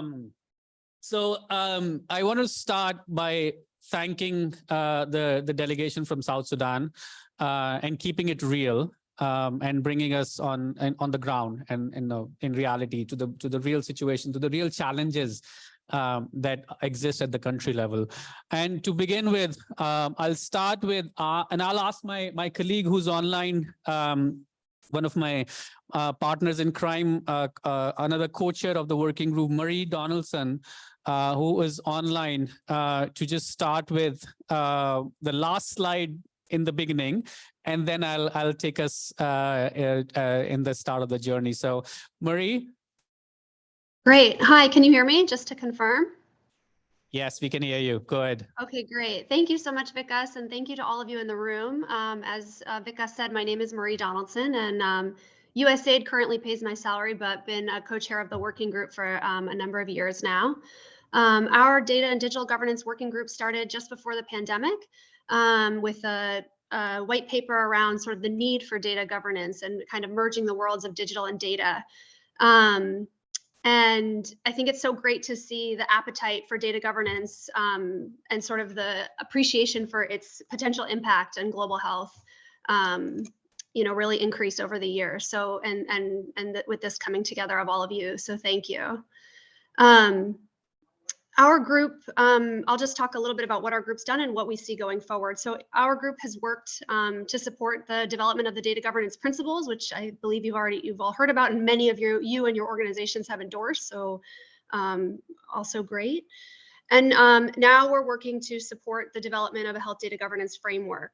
And then our technical piece of that is what we also want to do is create kind of the evidence base for that, and what we're doing to do that is gather and share not just country lessons and best practices, but different sectors or different parts of this sort of data continuum around data governance.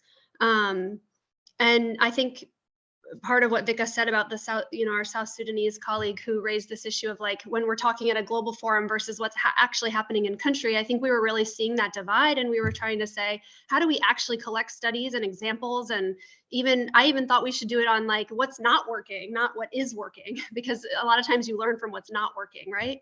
But so what we've tried to do and what Vikas will present here is collect a number of case examples and share them widely so that we can learn from them. And this will be a continuing effort an ongoing effort. And so please engage with us and join our working group if you'd like, but know that we'll be sharing this information and continuing to collate and share whatever we learn with all of you. So thank you so much. And with that, I'll hand it back to you, Vikas. Thanks, Marie. Go to the beginning. As part of, I'm wearing our working group hat. As part of the working group, what we are trying to do is learn from countries on what's happening, what are the best practices, and what are the challenges, and what is working and not working. So we are in the process of compiling some of those examples, what I'll share today on behalf of the working group. Earlier it was mentioned, like data as a public good, but also for the public good. So it's analyzed, it's used for decision making, and it's really used for improving public health outcomes. While I'm presenting, I think try to think about, are we data rich and information poor? Are we collecting a lot of data that is not being analyzed? Are we collecting information that is not being put to use? And why? What are the challenges? We still have multiple program-related information systems that exist out there, and as well very much mentioned by the South Sudan team. So next slide, please.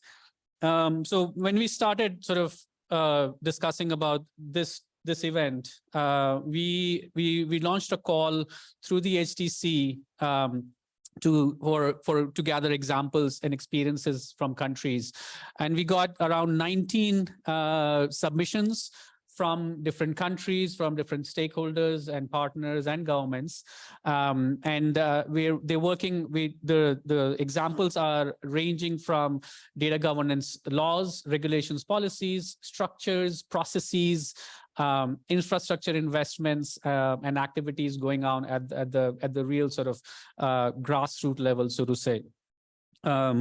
Next slide, please. So trying to learn about why, what, where, who, and when, and how. You'll see some of the quotes that we've received. Oh, thank you. Sorry, technology. Some of the quotes that we've received from these submissions. You'll see that throughout the presentation. And two of them are here, one from Kuwait, mentioning about they developed a data governance framework which was built around shared governance without threatening the integrity and intellectual capital. So I think that's kind of key, that we're not, sort of threatening anyone's intellectual capital and really sort of keeping that intact, but at the same time, coming together and working together. From USAID supply chain team, patient safety and provision of quality pharmaceuticals, that's the real key aim that we're trying to achieve, to really solve the public health problem, and not just for implementing a solution. So what is the real goal that we are trying to achieve?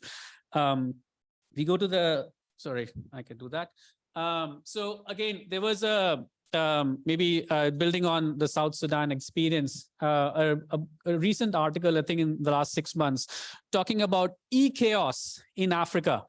So over the last 10 years, can anyone take a guess how many digital systems have been introduced in Africa?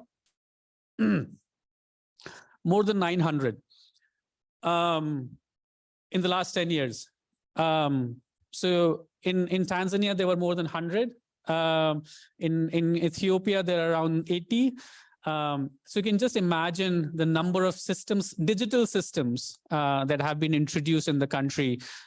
Some collecting only program-specific information, some not interoperable, and maybe even sending data directly to the donor without the country's sort of review and approval and all that. On the other hand, the problem is that the other article was a couple of years back, which talks about that we still don't have, we are SDGs coming in 2030. We are the aim of achieving them. Do we have the right data to measure our progress in terms of achievement of the SDGs? Do we have that? A big no.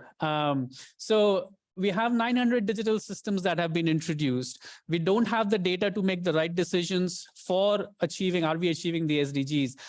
I think something is not right. Something is not correct.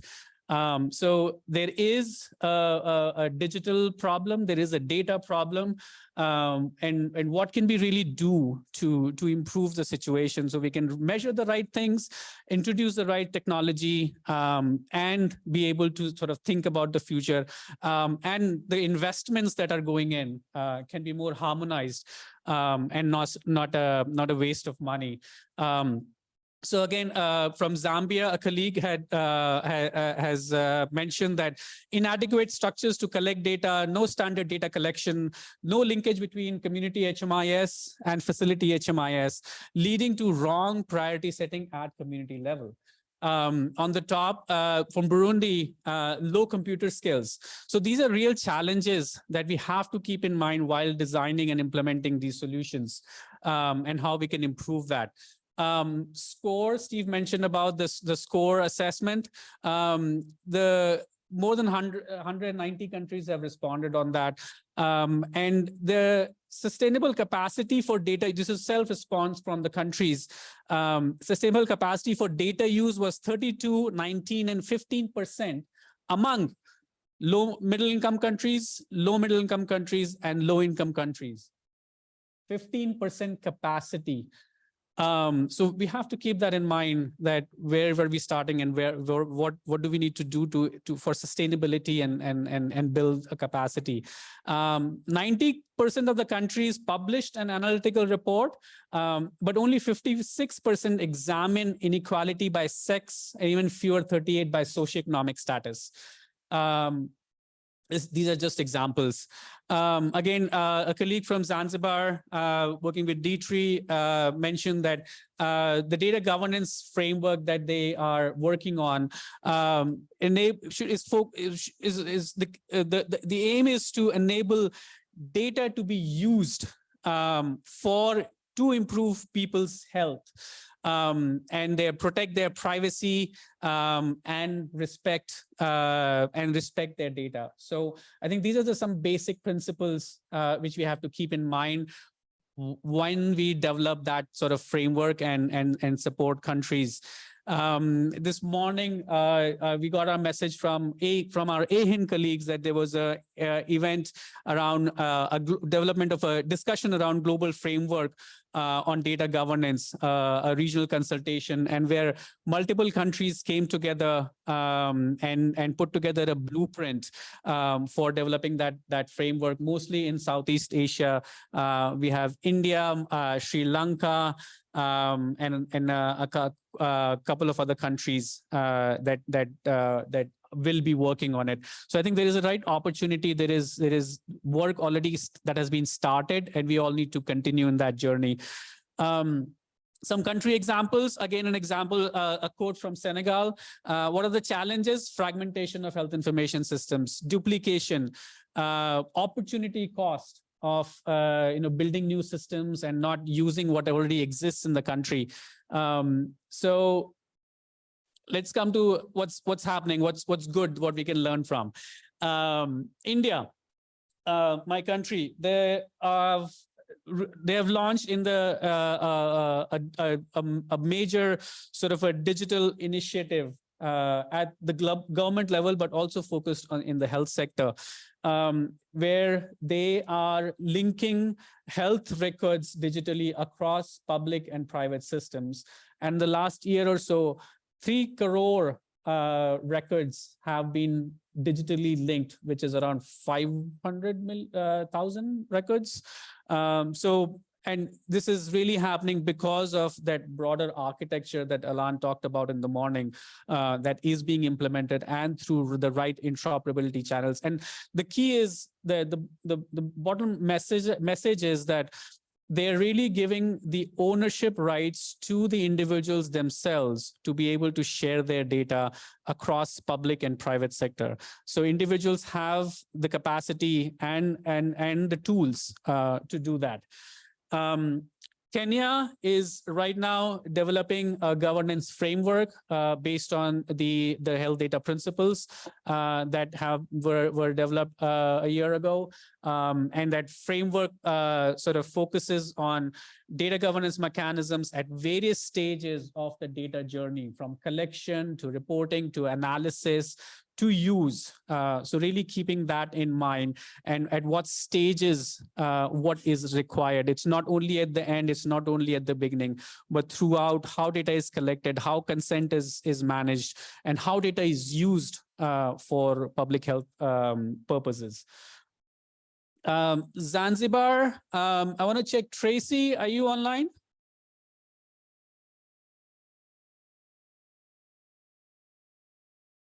Tracy? No, sorry.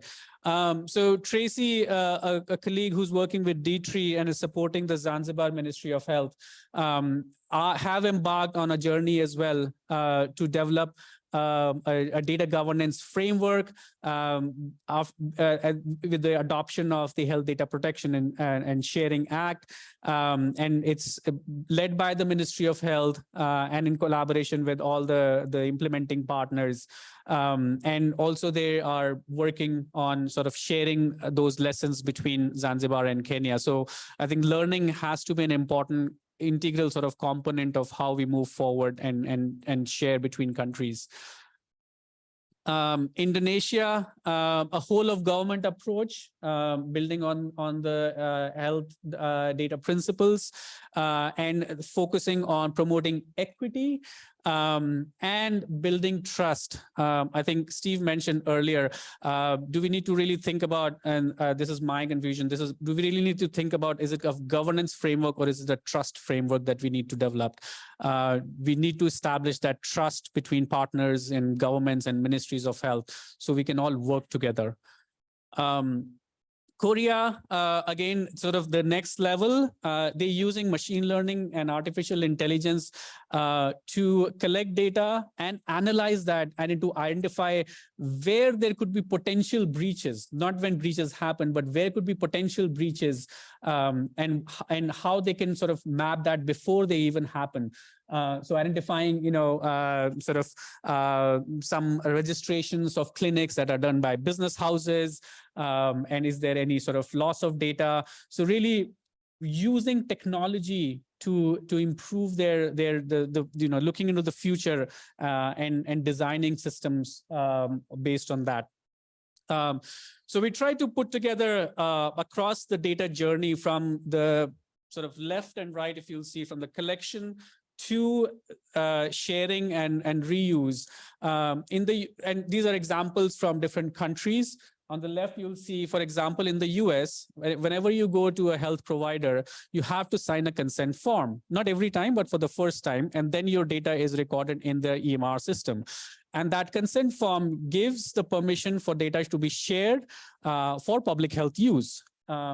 So in how many countries do we have a consent form before we collect data at the clinic level or at the village level? India, the next level, really providing that interoperable solution for clients and individual citizens for their data to be shared between public and private providers. So individuals having that data ownership and the power on their hands to be able to do that. Again, another example from India, for the digital solutions to be privacy compliant. They are approving digital solutions that do have those measures and approving them before they could be implemented in the country. Or if they're already implemented, then they still have to get that certification. So it's a dual process of approving a technology to be implemented in the country, as well as checking that the data is privacy compliant, or the system is storing data in the privacy compliant, way or not. Ghana, involvement of civil societies in use of data. Rwanda, health facilities conducting routine reviews of data with community engagement for planning and for decision making and for involvement of the community.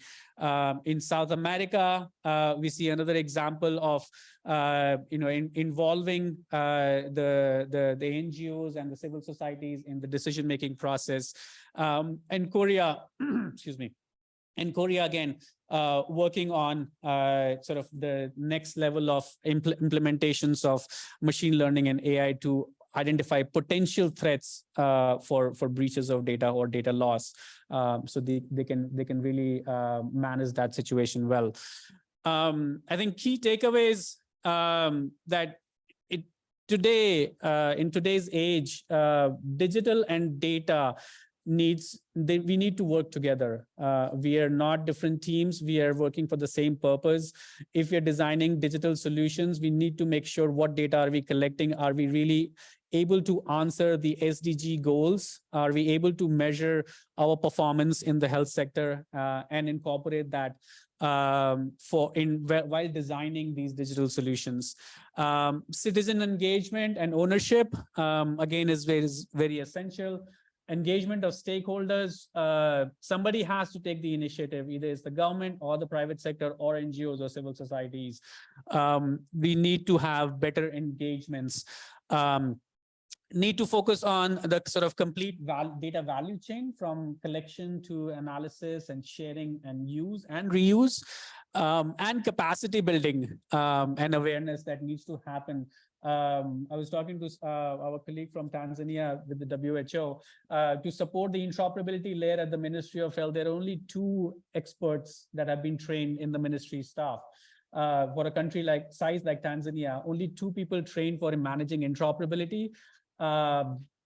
It's not sustainable. So we need better capacity. We need better support that is provided at the government level. And interestingly, I did not do that. All are number 1. So I did not do the numbering. Sorry, again, just, yeah, this is the last slide that Marie already mentioned about. What we're trying to do is continue this journey of learning what is happening at the country level. And yes, we want to learn about what is not working, what are the challenges, and sort of to be able to how we can, again, as a community, try to identify solutions to that. And again, I leave that open to the floor for the group to decide, is it a governance framework or is it a trust framework? But that is really required and should be developed and implemented. With that, I hand it over to Samantha. Thank you very much. That was excellent. Thank you very much. And we are now we're very lucky here, we're going to hand over to John Ramunu, who's the Director General of Preventive Health Services of South Sudan Ministry of Health, and Kadiende Chong, the DG of Policy and Planning, South Sudan. Is Kadiende here? Oh, do you want to come here? Or you're all right? Are you going to speak? Are you going to speak? Okay, please go ahead. Thank you. Thank you for your presentation. Thanks. Thank you very much for giving me the floor. I'm Dr. John Rumunu, as you have heard. I'm Director General for Preventive Health Services. I'm making this presentation on behalf of South Sudan team in this meeting. With me, I have my colleague, Dr. Kidende, Director General for Policy, Planning, Research, and M&E, and Ongom Moses, our WHO counterpart in the country office.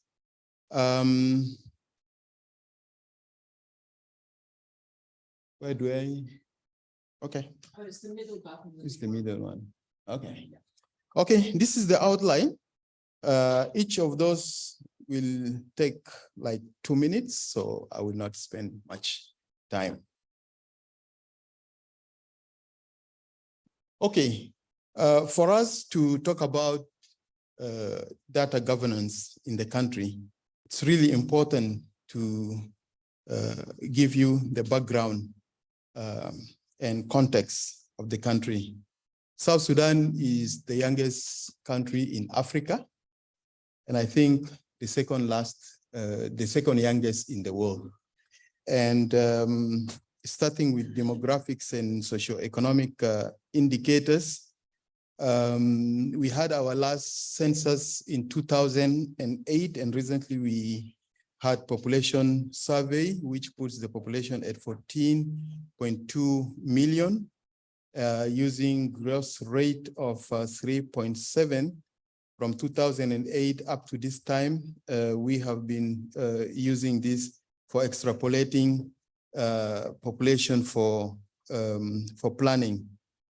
So this latest survey indicates that the life expectancy in South Sudan is 57.6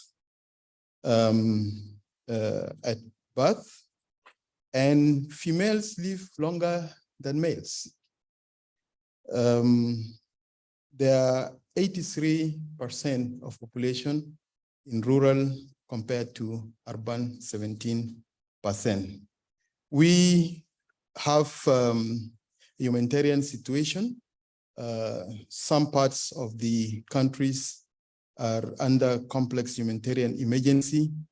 So there is high humanitarian need, like food, there is food insecurity. That map with red to green shows that there are 6 million people estimated to be IPC phase 3 or above. There are also some pockets of conflict still ongoing, which sometimes culminates into attacks on health care.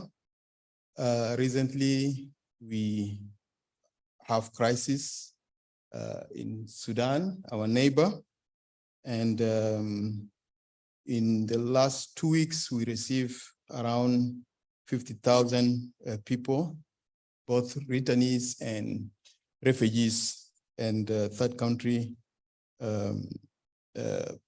individuals. And there is insufficient basic health services. So that is the context. And now, how does our health situation look like? There is high mortality rates.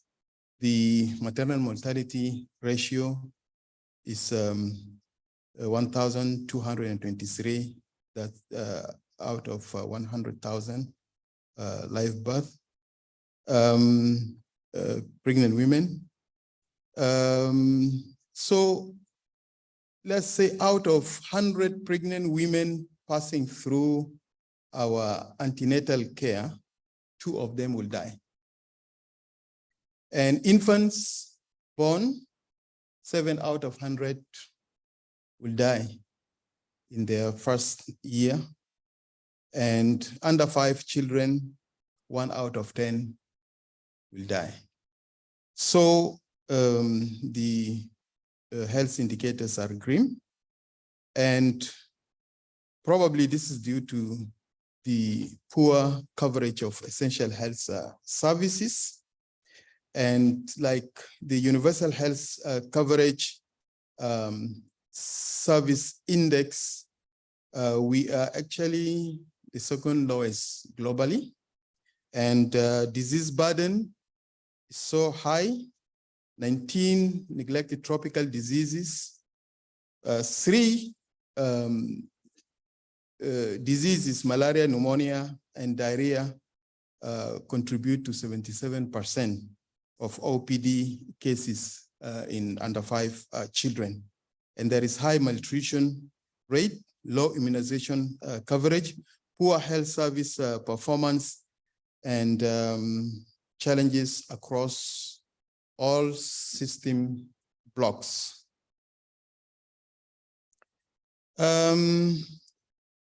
Okay, now we are coming to the subject matter. Regarding health information system, South Sudan is advocating for 3 1s strategy: 1 database, 1 monitoring system, 1 leadership. And this started since before independence in 2010. We got our independence in 2011. And also, we are looking towards institutionalizing a district health information system at all levels, from facility to national level database. And we, Kidende will correct me here, we are migrating or we have migrated from DHIS 2 to DHIS 1.4. We have already done that. So, however, disease-specific program still run parallel reporting system. Here is the irony. I am Director General for Preventive Health Services and in charge of those disease control program. We always quarrel with my colleague over that. And during tea break also, we have been discussing some of those issues, like the neglected tropical diseases. You know, we have some neglected tropical diseases for elimination. We don't want this to be bogged down by DHIS, which is not efficient. Come on. And HIV, TB, nutrition, and EWAS, but these ones are now on course to integration into DHIS. So fragmentation exists, but for reason. So there are efforts exerted and ongoing towards integration and interoperability. I always say, till then, please let us collect data through the other system. This is subject to discussion later during the panel. Population figures to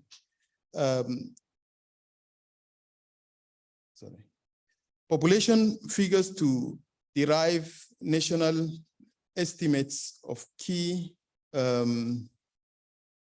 outcomes is challenging.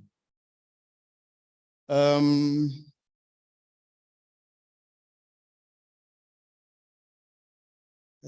think we are not yet there. Sorry. Yeah. Population figure to derive national estimates of key outcomes is challenging. I already talked about our last census, and the last health survey was done in 2010. Recent population estimate survey last year conducted to establish humanitarian needs.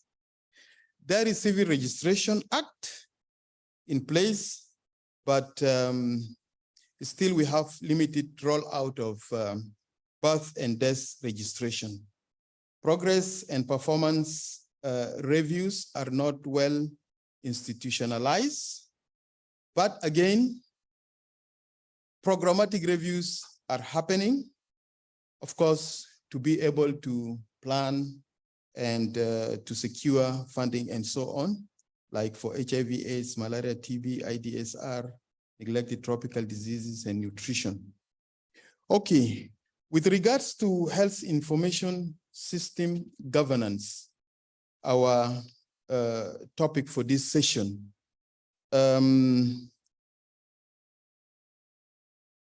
we have comprehensive health information system landscape analysis.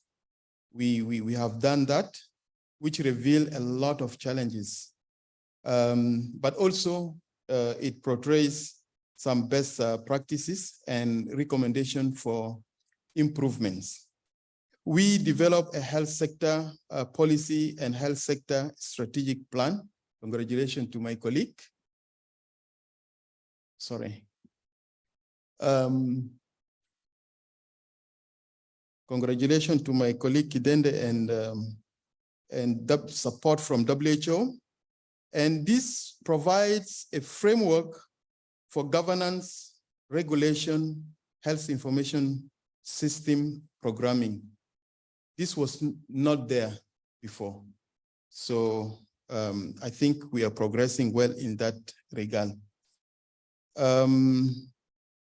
We continue with health information governance. South Sudan has also developed a roadmap for integration and interoperability, which has been mentioned here severally as a best practice of all databases with DHIS2. It is progressing well, but will take up to 5 years. I think Kirsten will agree with me. That is as per the strategic plan. There is progress, yes.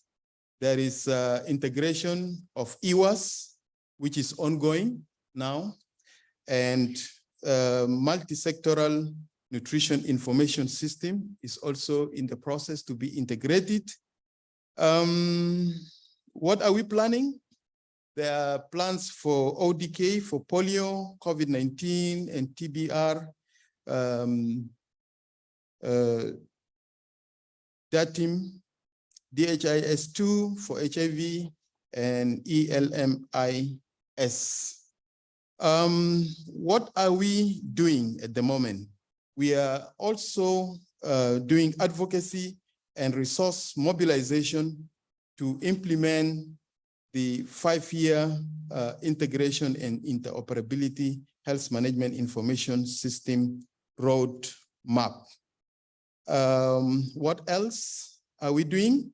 We are strengthening institutional arrangements and structure for health information system governance, in particular, coordination structures and reconfiguring existing health information system structures at all levels to become fit for purpose.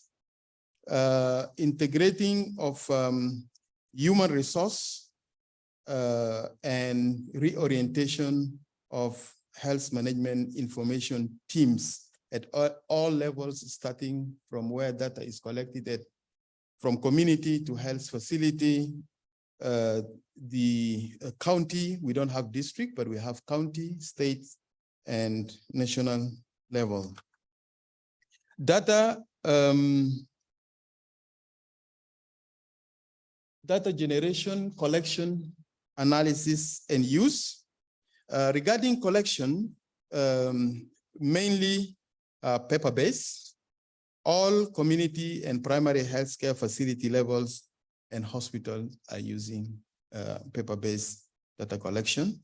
Digitization at county health department for onward transmission to state and national level.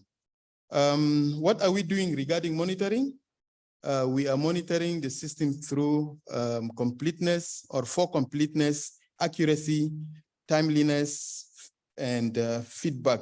Feedback is still inadequate, really, and private facilities are not reporting. Digitalization is mainly used for program-specific requirement or studies, like for long-lasting insecticide nets distribution coverage survey, reproductive commodities consumption surveys, COVID-19 cases and vaccination data. And also regarding quality review, this is done mostly on ad hoc basis. Is poorly institutionalized due to, of course, lack of resources. More regular data reviews are done by programs again, like HIV, IDSR, EPI, and driven by partners. Analysis system remains inadequate, limited involvement of public health institutes, and also local academic institutions are not used. Data use for decision-making is not institutionalized. Challenges, yes, we have challenges. We have HR challenges, financing, low utility of DHIS2, though IDSR is used by partners because there is a weekly meeting where IDSR weekly data is shared, and decisions are taken from there. Monitoring structures are weak, which need standardization of protocols, indicators, inconsistent systems, and DQA. There is limited infrastructure and equipment. It's, I think, high time to mention this here, that our traditional donors in the country shy away from infrastructure. And that is a very important point. Our ask, what do we ask for? We are asking, first, we are calling all stakeholders and partners to align to the One Health, one data system. The inadequate HR need capacity, competence building, and also not only in terms of capacity, but also numbers at all levels. Research capacity and digital technology is wanting, so we need support in this. Infrastructure, I've already mentioned that, in terms of hardware and software, digitization of hospital information system, integration, interoperability of the different databases into district health information system. My colleague and I will work on that and ensure that those vertical programs are well integrated. This will, doing that will result into strengthening of national capacity for data collection, analysis, and use. Thank you very much. Okay, very good. Thank you very much. So now we're going to move on to the panel, but I want everyone to stand up, wave your arms around so you'll wake up. Please, everybody stand up, and then the panelists move over here. Give us your national shake. Shake for good data. Yeah, thank you, good. Come on, come on. Move. You're supposed to be flexible, agile data people.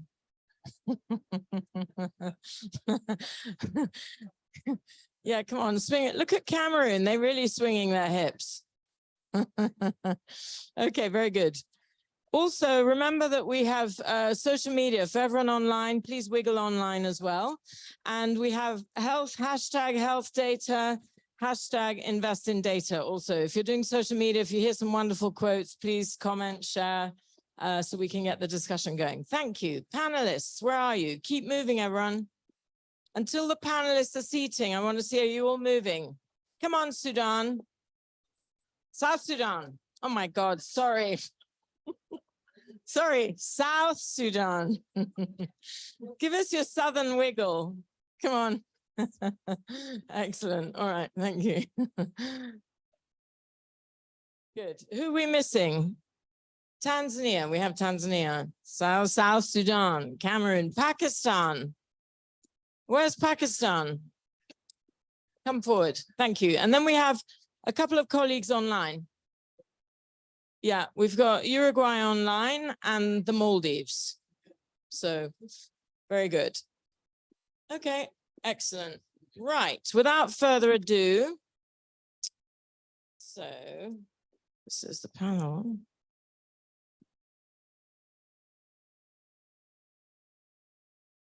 So this is the country panel reflecting on translating good data governance into practice. So now we're all about action. Are you ready for action? Excellent. Right. So it's the usual format. We have some questions, and we're going to start with Pakistan. So the first question is, we have here Naeem Akhtar, who's the Deputy Director of the Pakistan Ministry of National Health and Services, Regulation and Coordination. Can you share some good practices in governing data collection, storage, sharing, analysis, and use in your country, please? Thank you. As I already mentioned, that Pakistan is struggling for data collection since 1992. It's an old story.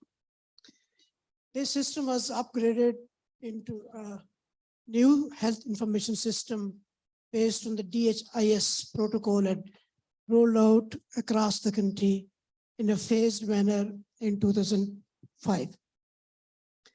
The routine statistics are collected at the district and provincial levels. After devolution of health ministry, now provincials are independent to manage their data. Currently, a standardized DHIS is being implemented across the district of Pakistan. It has been digitalized in all the provinces and federating areas, that is Islamabad, GB, and HK. Primary health data is paper-based most of the time in all the provinces, and it comes at district level for transferring into DHMIS. Apart from DHIS, the provinces are also implementing the program MIS as part of routine health systems, routine statistics, these being MNCH, MIS, LSW, MIS, nutrition, family planning, contraceptive, and polio, malaria, ATM programs, AIDS, TB, and malaria. And these MIS systems are basically supported by the donors as well. And they make by their own choices, and they add the indicators and the monitoring system. At the SDG 3, localization was done and being used as monitoring framework at National Health Vision and National Action Plan 2019 to 2023.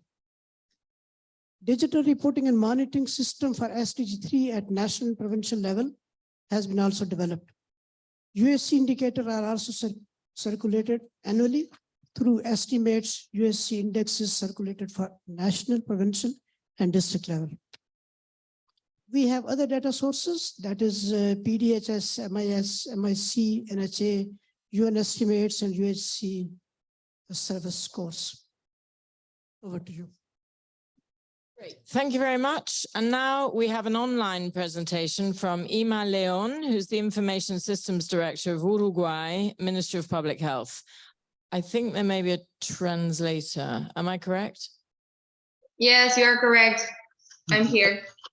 Great, thank you. Buenos días, muchas gracias por la invitación. En nombre de la Ministra de Salud Pública, Karina Rando, y de la Directora General de la Salud, Adriana, estamos aquí para, de alguna manera, dar respuesta a estas preguntas. Yo soy Ima León y me acompaña Catalina Sánchez, que es quien me va a ayudar, quien va a hacer la traducción. Para hacer más ágil esta respuesta, tenemos una pequeña presentación que, si me permiten, vamos a compartir con ustedes. Sorry, can I just ask, are you going to translate by slide? Yeah, I'm going to speak while the presentation's on. Because I think we only have one channel, right? Which is the French channel. So you have to do immediate translations per slide, please. Yeah, thank you. I'm the one who will be doing the speaking. She was just introducing herself. So I'll be starting now. Okay, thank you very much. Okay, good afternoon, everyone. Thank you for having us in the name of the General Director of Health and the Ministry of Health. Here I am in representation of Irma Leon, which is the Director of Health Information Management. And we are going to discuss the question you asked already to Pakistan.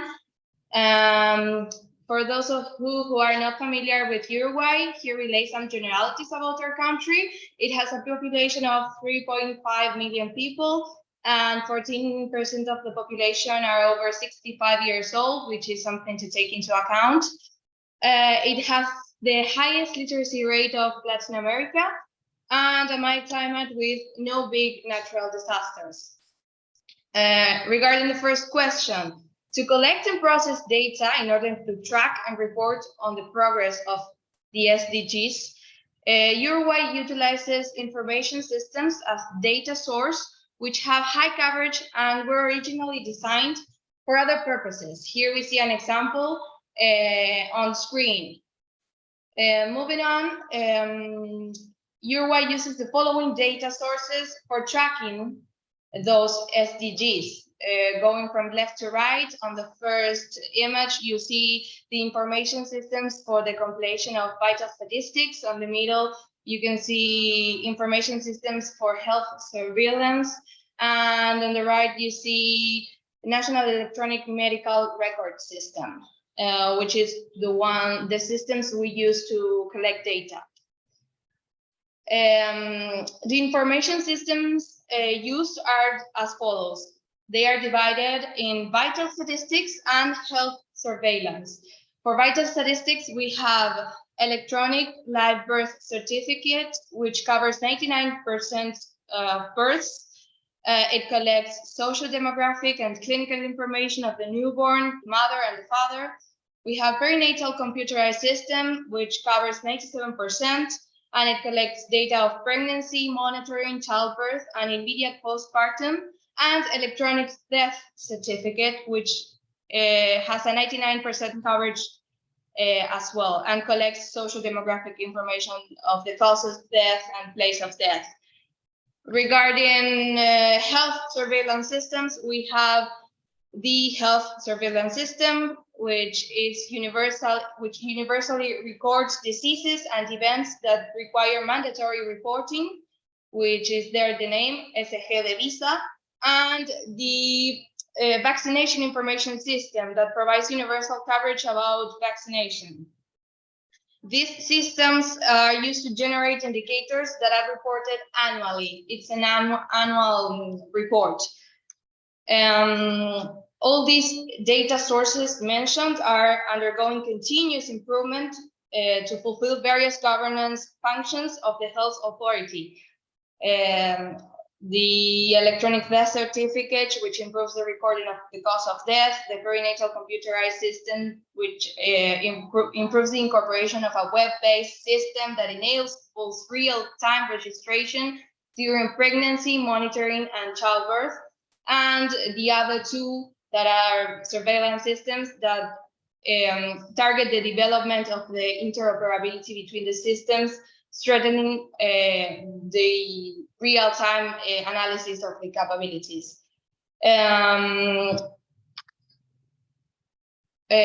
Moving on, we have another important system, which is the National Electronic Medical Record, which I'm going to call EMR, that was initially aimed to promote and enhance the continuity of care for users and for the Uruguayan healthcare system as a whole.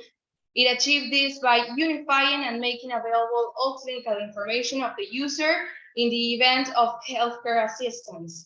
So what's relevant here is that the EMR has rules for synthetic and semantic interoperability that are defined. It has standards to be used and defined. Each institution, each health provider maintains its own system, which makes this not a software, but a source of information. The architecture is a centralized registry, and it's a health platform that contains records of individuals and clinical events. So it's not a store of clinical information. And it's supported by a long-term infrastructure. Some reflections about this are that it is necessary to continue advancing in the structuring and secondary use of data and generating information systems that support decision-making at the clinical, management, and public health level. And it's essential to continue to consolidate the digital health community for the country as a whole, fostering collaborative work and providing support to institutions for a sustainable digital transformation that has an impact on the health and well-being of the population. Now we have question 2. I don't know if shall I continue or if other panelists want to speak. Wait. Mhm. Yeah, take it, do it, because it's easier than coming back. Yes, thank you. Okay. The second question, for the second question then, yeah, we have the challenges. Yeah. What are the main challenges you Yeah, face with I governing was data? looking for the question to read it, so because I don't have it here. What are the main challenges you face when governing data to use for accelerating progress to the health SDGs? Well, this is important to explain because here in our country we have a shared governance. Where on the one hand, we have an agency that's called Advocacy, which is the Agency for Electronic Government and Information Society. It's an agency that focuses on promoting and implementing electronic government and information. And it operates under the Ministry of Industry, Energy and Mining, and with other ministries as well. And we have the HESA, that is the part of the ministry that's responsible for overseeing and regulating environmental health matters. So these two join together to govern the data and the information Información. provide, let's say, a good recollection of data. The main challenges we face are adapting information systems designed for vital statistics, which may have slower processing times to meet the real-time needs of health surveillance, and having an integrated system to gather the data. As well, we need to enhance data coverage in the National Electronic Medical Record, the EMR, and improving data extraction from the EMR system and enhancing interoperability with other systems used by the Ministry of Health, which are more than one. And that's pretty much it. Thank you, Uruguay. So now we're going to move on to Cameroon. Louis Richard Ndok, Secretary General of the Ministry of Public Health. Please go ahead. Thank you for giving me the floor. My English is not so fluent like my French. I will express myself. in French. Très bien, je parle en français. Alors, je veux partager avec vous l'expérience du Cameroun. Je commencerai par dire qu'au Cameroun, il existe des documents stratégiques, un cadre unique de planification des interventions dans le domaine de la santé numérique. C'est le plan qui va de 2020 à 2024. Et ce plan est piloté par un comité de suivi qui consacre une transversalité, une multisectorialité. Ce comité est présidé par le ministre de la Santé publique avec une vice-présidence qui est assurée par le ministre des Postes et Télécommunications. À l'intérieur de ce comité de suivi de la politique stratégique de santé numérique, on va retrouver toutes les administrations qui sont concernées par le partage des données, à savoir la police, l'administration territoriale avec les accidents routiers, la police avec la santé chez les policiers, on va retrouver l'administration territoriale, on va retrouver le ministère de la Défense, économie et planification, et c'est pour ne citer que cela. Je dois dire aussi qu'au Cameroun, depuis novembre 2017, le DHIS2 a été institutionnalisé comme un système intégré unique d'information sanitaire. À ce jour, sont répertoriés dans le DHIS2 et participent à la prise à la collecte des données 6018 formations sanitaires, aussi bien publiques que privées, et 4000 personnels de santé ont été formés de tous les secteurs à l'usage de DHIS2. Mais il faut aussi dire que le DHIS2 va aussi être utilisé au Cameroun dans le monitoring des programmes, tels que les programmes du paludisme avec la distribution des moustiquaires. Et le Cameroun vient d'adopter un plan stratégique de développement de la santé communautaire et le DHIS2 a été calibré pour avoir une composante collecte de données en santé communautaire qui va répertorier le travail des agents de santé communautaire. On doit dire que la complétude des données au niveau du Cameroun se situe autour de 90%. Ce qui est en train de se faire aussi en ce moment, c'est l'interopérabilité avec d'autres systèmes utilisés hors du ministère de la Santé publique. L'exemple le plus patent est celui du Bureau national de l'État civil. On voit tout de suite ici la nécessité de capter les naissances, avec la mise en place d'un identifiant unique. Interopérabilité avec le Bureau national de l'État civil, identifiant unique avec le DHIS2. Au niveau du Cameroun, je dois aussi dire que les 6018 formations sanitaires ont été géoréférencées et sont géolocalisées. Et on peut établir une carte sanitaire avec ce système-là et voir quels sont les sites qui sont disponibles pour l'accès à la médecine privée. Chez nous, enfin, l'Observatoire national de santé publique, qui est une structure relevant de la tutelle du ministère de la Santé publique, est, au niveau du Cameroun, le représentant de HDC. C'est l'Observatoire national de santé publique, qui est aussi en même temps le référent du règlement sanitaire international. Voilà ce que je peux dire dans un premier temps sur ce qui se fait au niveau du Cameroun et je vous passe la parole. Merci beaucoup. Très intéressant. Thank you very much, Cameroon. Now we're going to move to another online virtual, Maldives. Do we have Maldives online?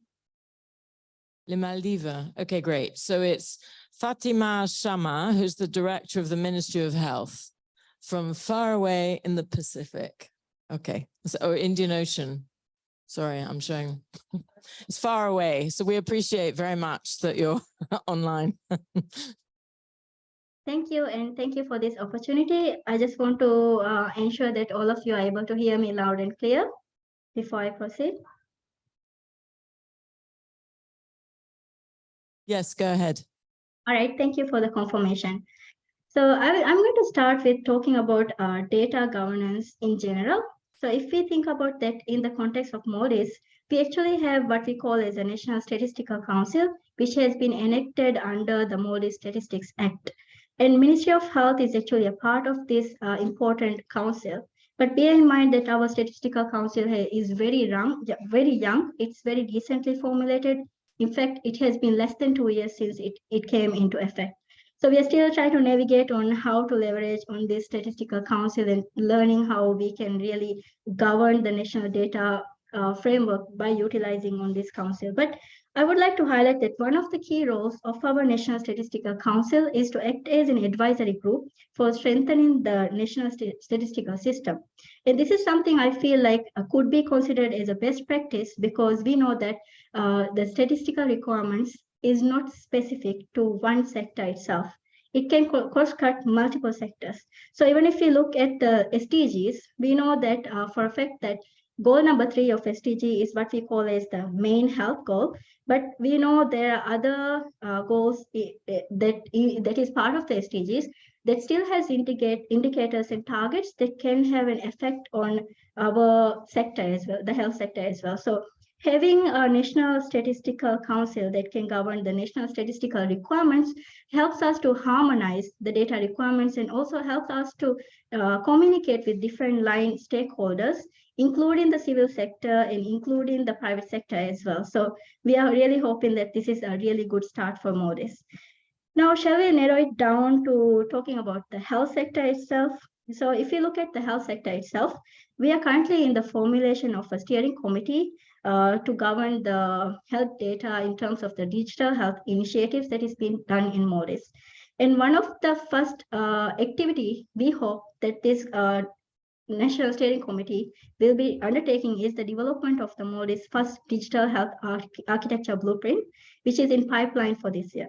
So the importance of the blueprint is, as of now, we don't have anything to look for when we are trying to identify what should we do in terms of a digital health initiative. So not having this means that most of the time, the things that we are doing is ad hoc based on some of the needs that are maybe like a donor agency is asking us to do. So it's hard for us to prioritize and start connecting the puzzle pieces. I think we are all very much aware that when we are talking about a national health information system, this is not one system. It's like a puzzle piece where we have to be really know how to connect different systems together in a way that we can create an interoperable layer. So having the digital health architecture blueprint is something we are looking forward to, and having a steering committee to govern this is again going to be something really critical to happen as well. Apart from that, in terms of governance, again, I think having regulatory frameworks and regulatory documents is something that in MODI's context is helpful. For example, specific to health data, we do have a medical records regulation. We do have a health information system regulation, which has been enacted under the MODI's Health Services Act. And in addition to that, we also have a policy that sort of like guides all the health sector facilities to report monthly statistics to the Ministry of Health.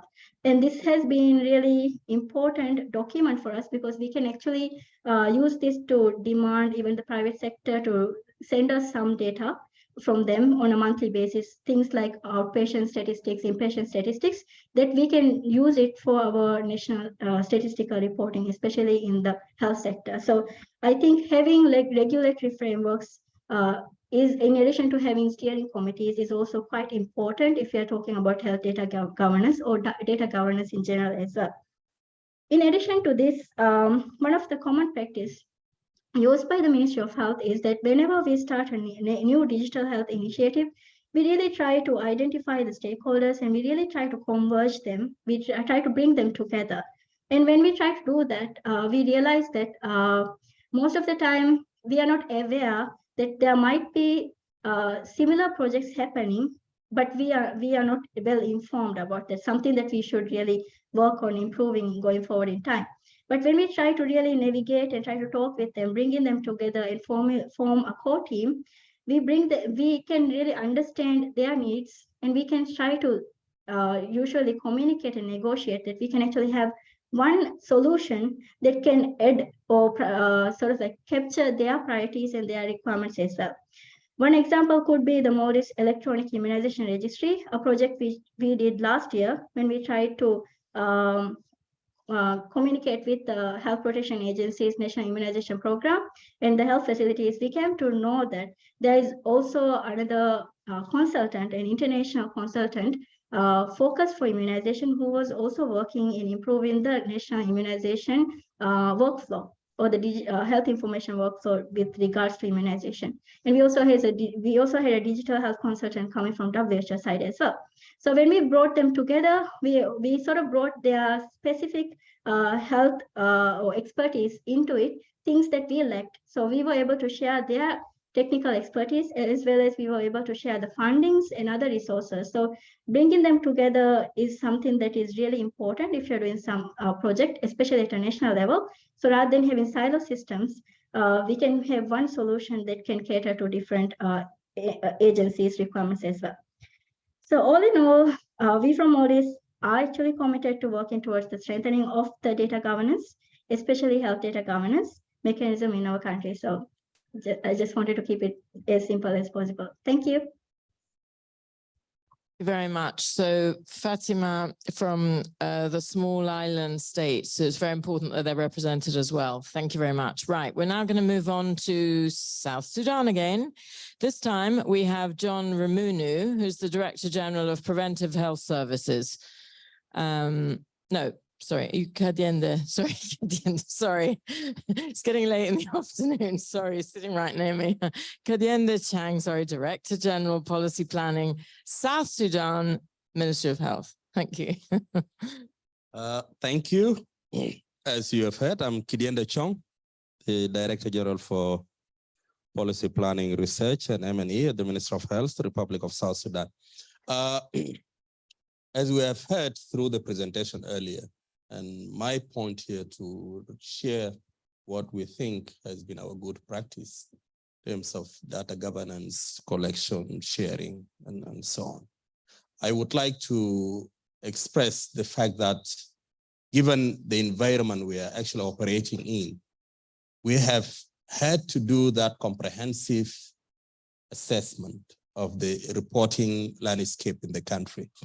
And as a result, we discovered a serious chaos in terms of multiple reporting systems. And we were able to develop a roadmap to address that. As you heard, it's a long and a comprehensive roadmap based on the system gaps, the infrastructure gaps, and so on.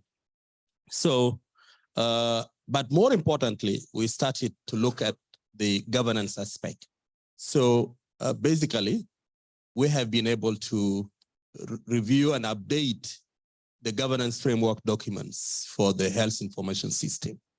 We have been able to set up the structures, and more importantly, the health information system steering committee, and of course, the technical working group that are now being put into functionality.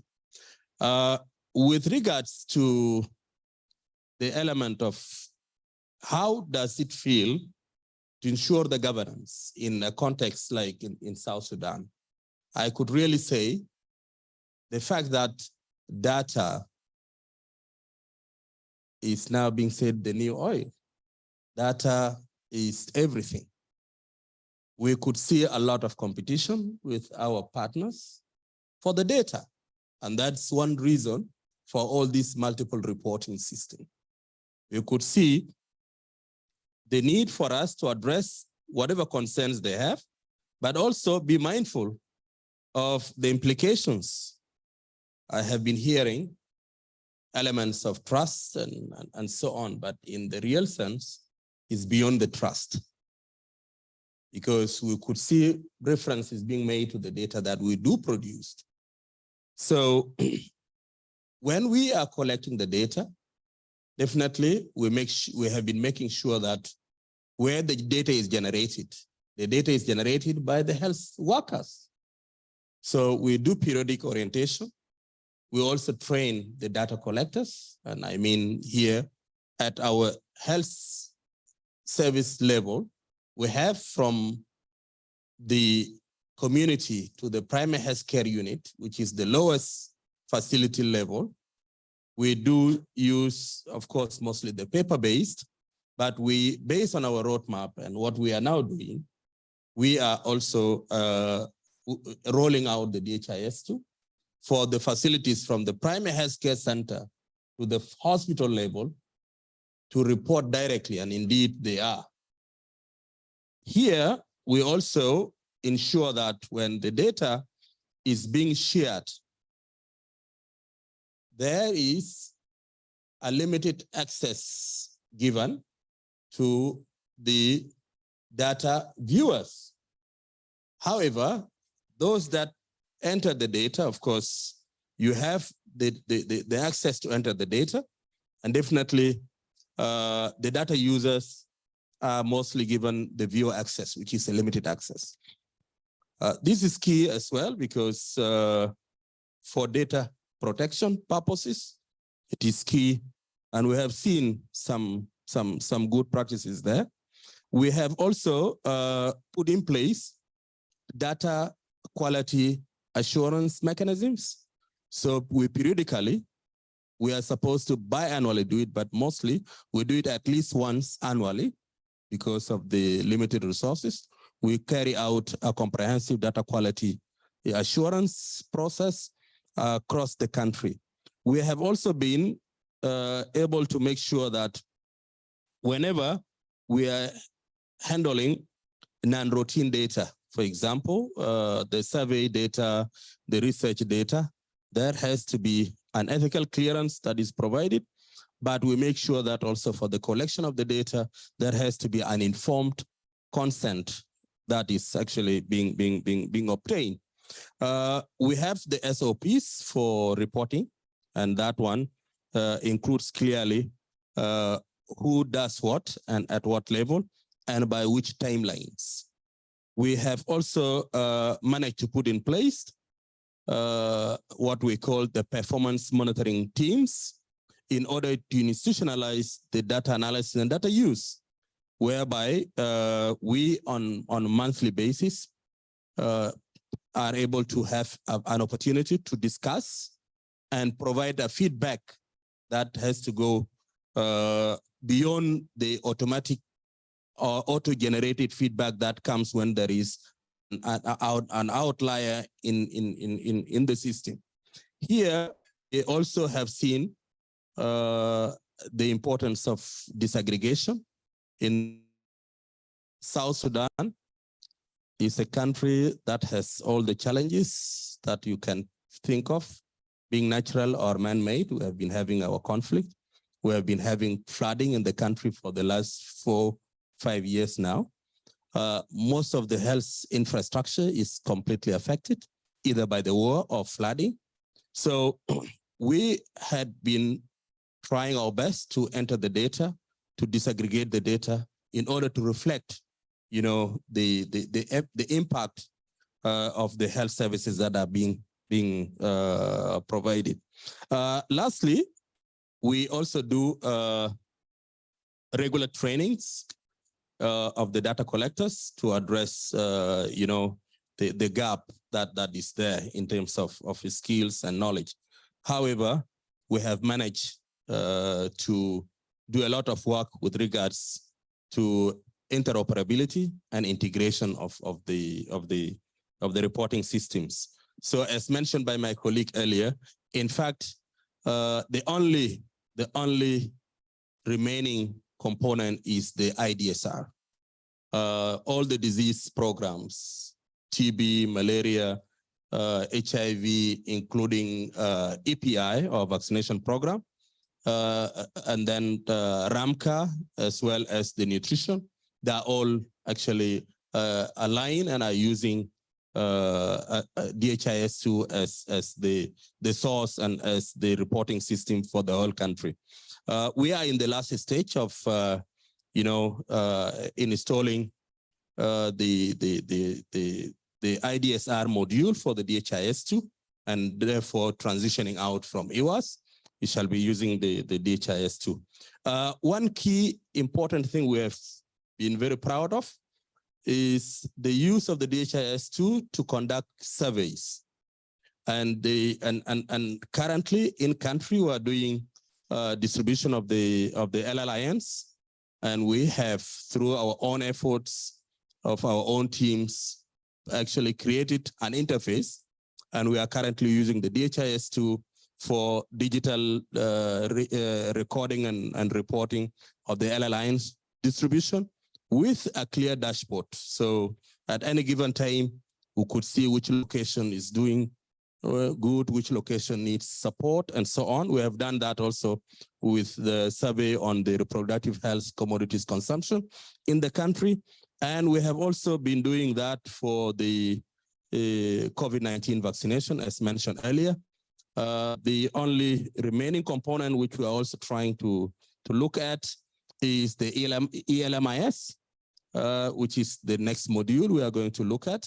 And some of what we have talked about during the presentation are in their way to become a history. Thank you. Thank you very much.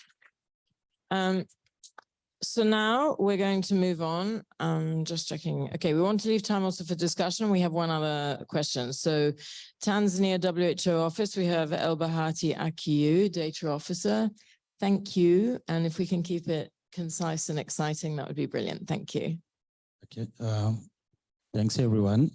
So I'll present on behalf of the Ministry of Health. They are not able to participate. So in Tanzania, the Ministry of Health has made a remarkable achievement in data, governing data. So I will speak on the achievement first and what has been contributing to that. Currently, at national level, we have more than 10,000 facility, and out of them, 97% of them, they are reporting on time in the DHIS, and the reporting rate is at 97, and 94%. Yeah, they are reporting their reports on timely basis.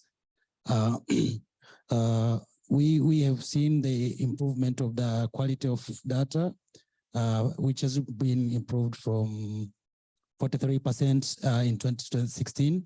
Now we are at 82% in 2022, with the introduction of CRVS system, which has been now in scale up to 23 councils, and the MCCD 10 practices, which is going along with CRVS. So this was made possible by the government through tools harmonization. The Ministry of Health control everything on the production of the tools. So regardless of program specific needs, but the data collection and data reporting tools are being managed by the government. So the donor comes in, the program comes in, they contribute to what is already available at the ministry level. And the ministry level also had this technical working group, which we participate as a donor, as a government supporting actors, to commission some of the indicator which we thought at the program level they are specific, but they are not being reported at the national level. So as a team, they sit together, they commission those indicators, come to the national level for reporting.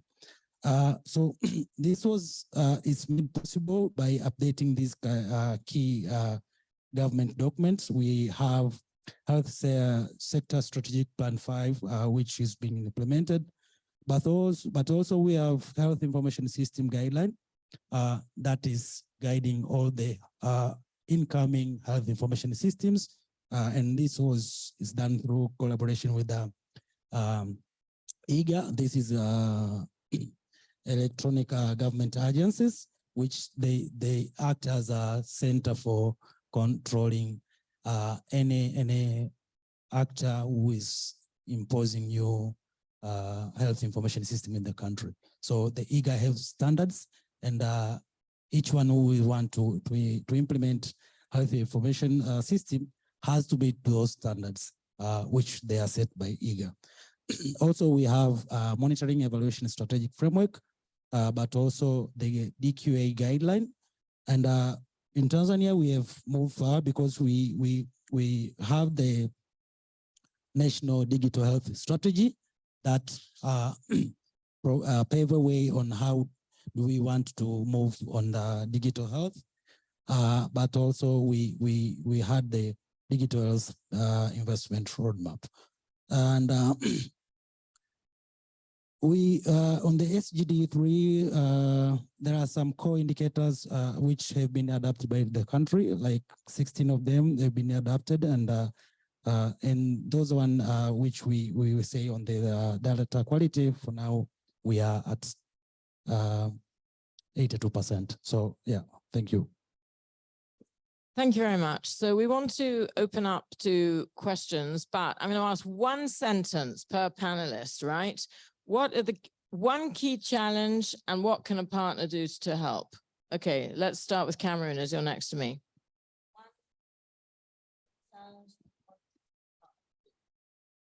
Bien. Merci. Le défi majeur est la faiblesse d'analyse des données. Une faiblesse d'analyse des données. Seuls quelques programmes analysent et exploitent les données. Le programme HIV, tuberculose. Et on peut dire relativement à l'analyse des données que l'Observatoire national de santé publique n'arrive pas à produire des rapports d'analyse et d'exploitation des données, alors que c'est elle qui a la charge de cette fonction-là. On note aussi une absence de culture d'analyse des données. Il n'existe pas d'analyse des données au niveau régional, au niveau des districts. On peut relever aussi que cette absence de culture d'analyse des données fait que c'est un secteur qui est un peu négligé sur le plan budgétaire. On n'a pas sur la partie papier, version papier de la collecte des données, notamment le rapport mensuel d'activité. Parfois, on note des ruptures de stock, des ruptures d'intrants. Donc, il y a une faiblesse de ce niveau-là. On note aussi une faiblesse dans la coordination entre certains départements du ministère en charge des données, le service qui offre les soins, les services informatiques et le service qui s'occupe de l'information sanitaire.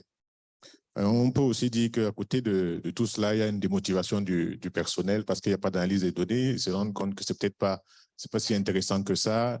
Et puis enfin, à côté des données de l'analyse des données de routine, il manque les enquêtes parce qu'il n'y a pas de budgétisation par rapport aux enquêtes des données sur l'enquête démographique de santé, mais qui sont des enquêtes éminemment importantes pour l'atteinte des ODD. Donc, ces deux pendants qui doivent aller ensemble. Et enfin aussi, on va noter que pour la partie de collecte des données qui se fait avec des tablettes et transmission Internet, il y a une absence de couverture nationale du réseau Internet. Voilà un peu, j'ai pris plus d'une phrase, mais enfin, voilà ce que je voulais dire. Voilà, une très belle et très longue phrase. Merci. A very nice long sentence. Thank you. Go ahead, Pakistan. Try and keep it briefer, to the point. It would be really difficult to say one challenge, since there are a hell lot of challenges. For example, we were talking about my colleague from WHO Pakistan is there, that there's no less than 100 platforms who are collecting data from various sources. Every donor providing some support in any disease sector would be establishing their own MIS system. We at Ministry of Health are gathering data only from public sector. No private sector data is being collected in Pakistan. This tertiary care data is not being captured by DHIS. And last but not the least, only health sector data is being collected, whereas we need to contact with multi-sectoral interministerial data, for example, road safety, narcotics division, climate change. They also have some variable and indicators to address the SDGs goals and indicators. So they also should be brought into the network of data collection in health sector. Thank you. Thank you. Very good. Right. Next, we are going to go to Les Maldives. Maldives, did you have a nice short to the point sentence on what do you think are the main challenges and what partners can do? Thank you. So I will just focus on one of our key challenge, which is what we feel is the divide in the preference of solutions we see among the stakeholders when it comes to the digital health architecture in general. So for example, should we go with more proprietary vendor supported systems, or should we go with locally built systems, or should we go with more open source solutions? What I know for now is that we have a really difference of opinions among many stakeholders. So even though we do develop our steering committee, this is a fear that I have, like we may take a lot of time to come up with a consensus on our main way forward. And I think this is something we hope that the partners can help as well. So for us, as a division that is has the mandate to establish the National Health Information System, we are looking for something which is sustainable in terms of long-term sustainability, not a solution that can come and provide an immediate solution, like it can solve an issue immediately. But what happens is that when the knowledge transfer is not happening, when our local capacity is not being built to the point that we can actually maintain the system in the long run, the value of the investment doesn't actually remain for a long period of time. So that's something I'm really concerned, and I hope that going forward, we can really come up with the best solution in terms of sustainability, keeping sustainability in mind, whichever solution we choose. I really would like the sustainability to be at the center of our discussions. Thank you. Thank you very much. Now, Tanzania, very briefly, please. One short little sentence, and then we'll end with South Sudan. Thank you. Okay, so thank you. So in terms of challenge, which we foresee in Tanzania, you can see we have a lot of parallel systems, EMR for recording, and as our previous presenter say, there are more than 100 EMR in Tanzania. So these are for disease specific, but some of them, they are hospital based. So we had initiative already of health information mediator for system interoperability, but this is an ongoing challenge because of the incoming introduction of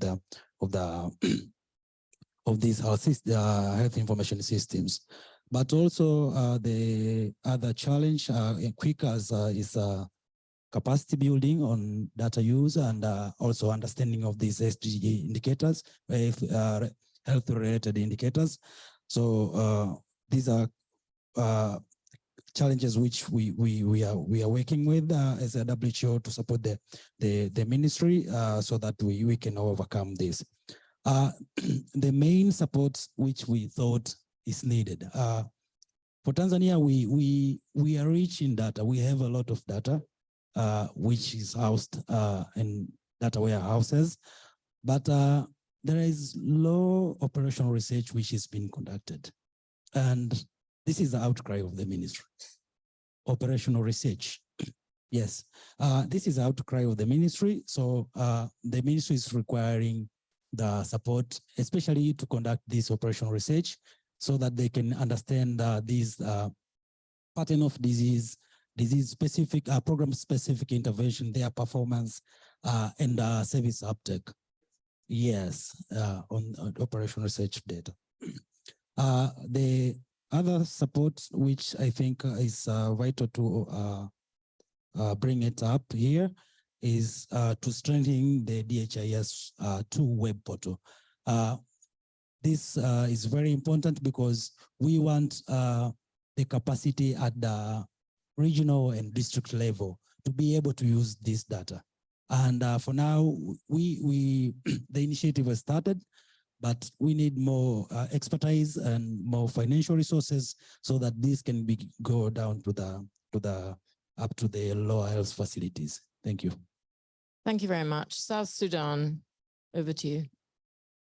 Thank you. We have several challenges, but I would only prioritize the key one, the most important thing.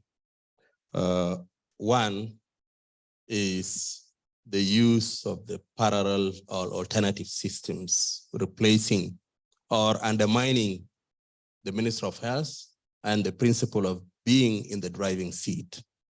Second to that, we also need to underscore the human resource challenges. Human resource challenges of limited capacity and the numbers, but that is being compounded by the partners draining the human resource from the government, simply because of the availability of the resources being with the partners and therefore destroying the national system. I would like to indicate the infrastructural challenges. We also know that when it is paper-based, we know the data collection tools are under the government, are under the reporting unit. However, with the introduction of the electronic data collection system, there is a tendency of, using multiple sources, and that is also bringing another chaos. We end up having tools becoming obsolete in the hands of the different departments, the hands of the partners.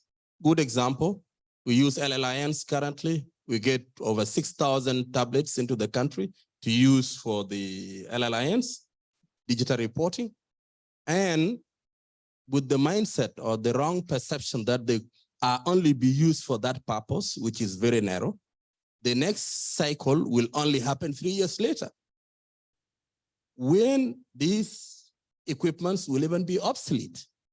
We are requesting, these are data collection tools. just like the papers, like all the HMIS tools. Let them be under the respective government unit so that they are being used for multi-purposes. The last, which I want the partners to be doing, please, I would like our partners to invest. Not when we talk of investment in data governance, I would like to make sure that it's not separated from the human resource that enables us to do the health information system. So definitely, we need to invest in building national capacity for data analysis and data use, which is very, very, very, very, very key. I would like us also to admit the need for streamlining the approaches. I know with the resources, I myself, within my country, I come from a pastoralist community. We keep cattle. You know, those who keep cattle, even if they are not your own, you feel the pride. This is what is happening. When the resources are in your hands, the power dynamics changes. I know the partners are custodians of the resources that are meant to support the government, to support the countries. Let that be not a good reason to exercise, you know, duties and a mandate which is not theirs. I'm saying this simply because decisions and priorities of the countries are being ignored simply because the resources are not in the hands of the right holders. Thank you. Thank you very much. Okay, so that should inspire you all with some very good questions before we go to the reception and thank the panelists. So also please online, if you're tweeting or commenting, please, we're gonna come back to you. Any questions or comments from the room, particularly from countries or on anything you heard? Yep, go ahead, Cameroon.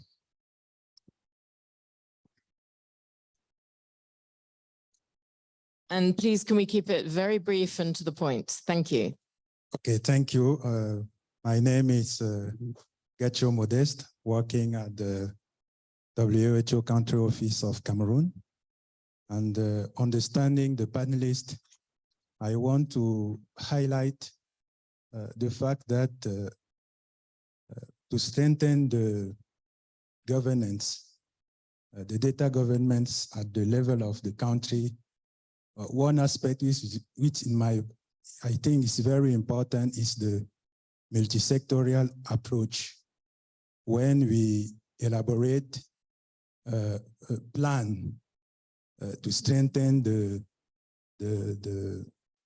routine information system or the digital strategy, when there is for example, in Cameroon, the e-health strategy was elaborated with a multi-sectoral approach, which not only the Ministry of Health, but the other ministry like Post of Telecommunication involved in that, the elaboration of this plan.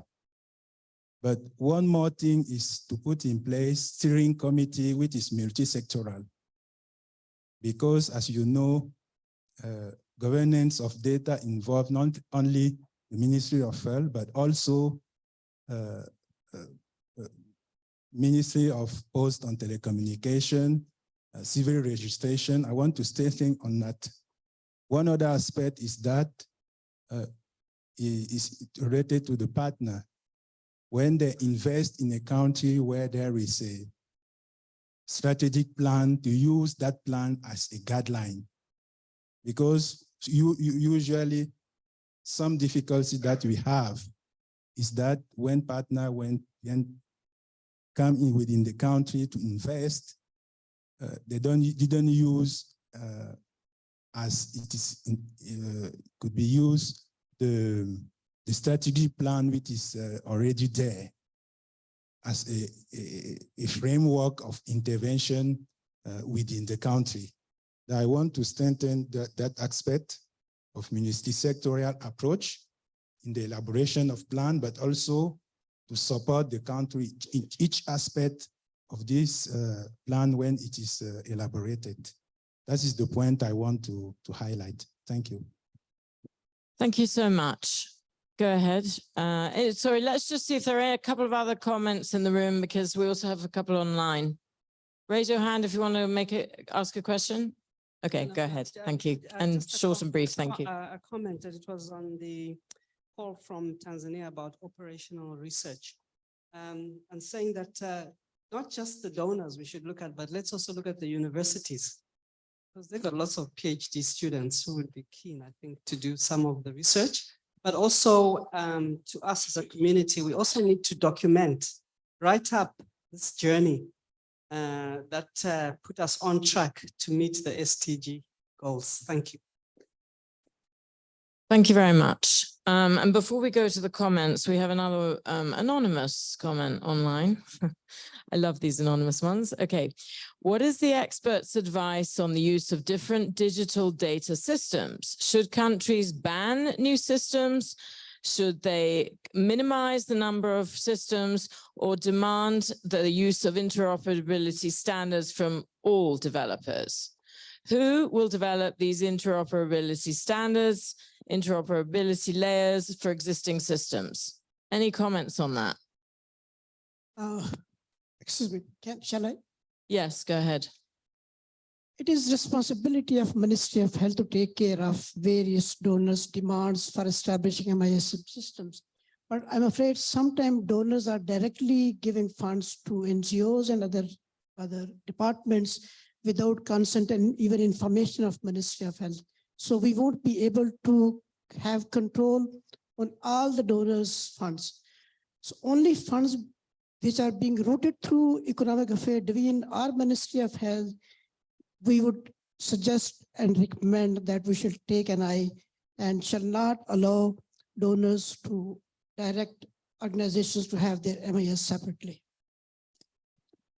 Okay, sorry. So do you think you should get the donors in the room and sort of ask them to agree, or what is the plan here? I have suggested that if donors demand NGOs which are not in contact with government, we cannot control them. But NGOs and departments who are working with us, with ministries of health, we can request them not to establish separate systems. Okay, any comments from anyone else? Yeah, thank you. One thing we need to know is multiple systems come with their own challenges. But what is important, for example, many countries are already calling for streamlining the reporting system. And for example, the DHIS2, like in our case, as the national reporting system, is enough. However, the individual data or the case, the patient-based data, this is where we still have to determine what are the other systems that will be made interoperable, because the DHIS2 reports aggregate data, but the patient level data and even the use of the electronic medical records will definitely call for that interoperability. Finally, when it comes to the standards for interoperability, we all need to admit that it is a government's responsibility to set the standards. There is no any other argument around this.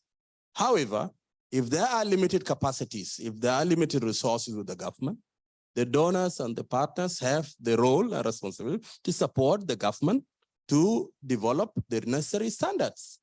And therefore, the government remains in the driving seat. Thank you. Yeah, maybe in addition to that, I should add for the case of Tanzania. We are employing the mediator between incoming system and existing system. And the main important role which IGA is playing is when you have your system and the IGA evaluate what we want to collect and what is already available in the country. So they advise like this kind of a system is already available. So you need to complement on what others they are doing. So we understand it has to be the mandate of the Ministry of Health to control the incoming systems, but also to have an agency in between that is more for expertise on system development, on ICT infrastructures, so that to enable to minimize duplication of the systems in the countries. Thank you. Thank you. Just quickly, Uruguay or the Maldives, do you have any comment on this issue? Oh, there's some. No, go ahead. The only point that we want to mark is that the importance of integrated systems and the interoperability of the systems, which are topics that we already talked about and the other panelists also talked about. And I'm not going to bore you with more because it's more of the same, the importance of multifactorial and governance and the importance of the Ministry of Health on all issues. Okay, great. Thank you. Did Maldives want to comment or? Yeah, thank you. I just wanted to mention that this is the place where I feel that the digital health architecture blueprint, if any country has, this can be really helpful. For example, it can be like a gatekeeper, especially if you have a shareable digital health architecture blueprint where any agency can actually look into it. They will know definitely which are the gaps and which are the systems that is already in place. So if you have that, then it can be like a guide for them to actually develop a new system which is not there, or they may even decide not to develop a system that they feel is already captured in the digital health architecture blueprint. And I think that's where the government can play a role as well. Governments can be really strong when it comes to bilateral engagement with partners and other donor agencies. So if they are aware that a fund is being routed to another program which may be sort of like duplicating already an existing system, that is where they can actually tap in and try to guide them. I think most of the time this happens because most of the donor agencies or partners or other line ministries are not aware of an existing system being able to cater to their needs. So I think better governance, if we have a really proper governance system, most of these kind of issues can be resolved overall. Thank you. Thank you very much. And we have Zambia Mwange Mutalo, who spoke earlier. He wanted a comment. Thank you. Go ahead, Zambia, online. Okay, yeah.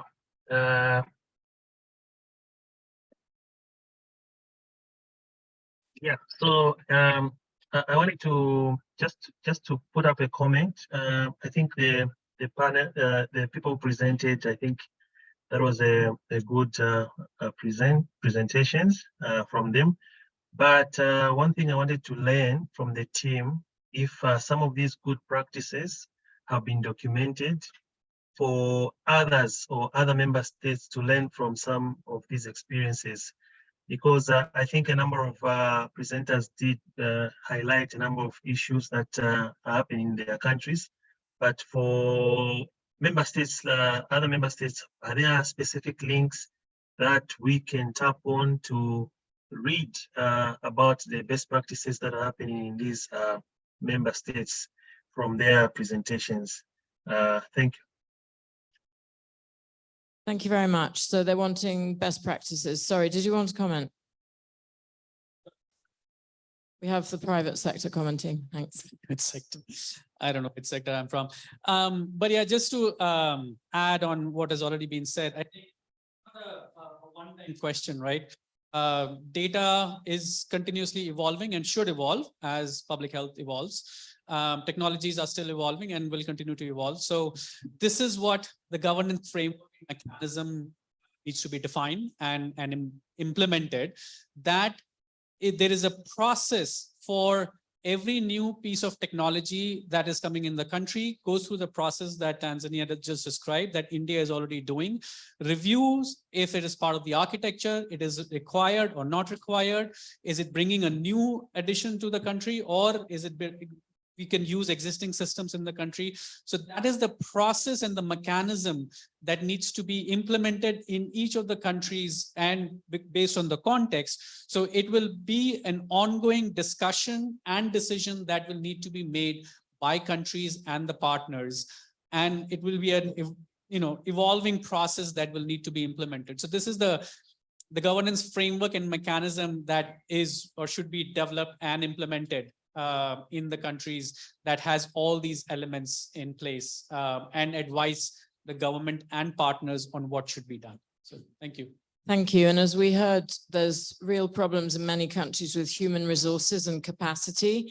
And I guess what countries don't want is for things to totally block up because you don't have the capacity to assess the technology. So I don't know if there's any suggestions or comments on that. Cameroun, c'est au sujet de ça? Oui. My comment is to the partners. I think the partners will help countries to develop a specific review analysis to the sustainable development goals, because we don't know how to achieve them if we don't follow daily those actions. Secondly, we have the problem of reinforce the capacity at the district level. With capacity district level, they should help us to reinforce the capacity at the district level to analyze and give some evidence to the sanitary plan at the district level. Thirdly, we have the problem of who hosts the data.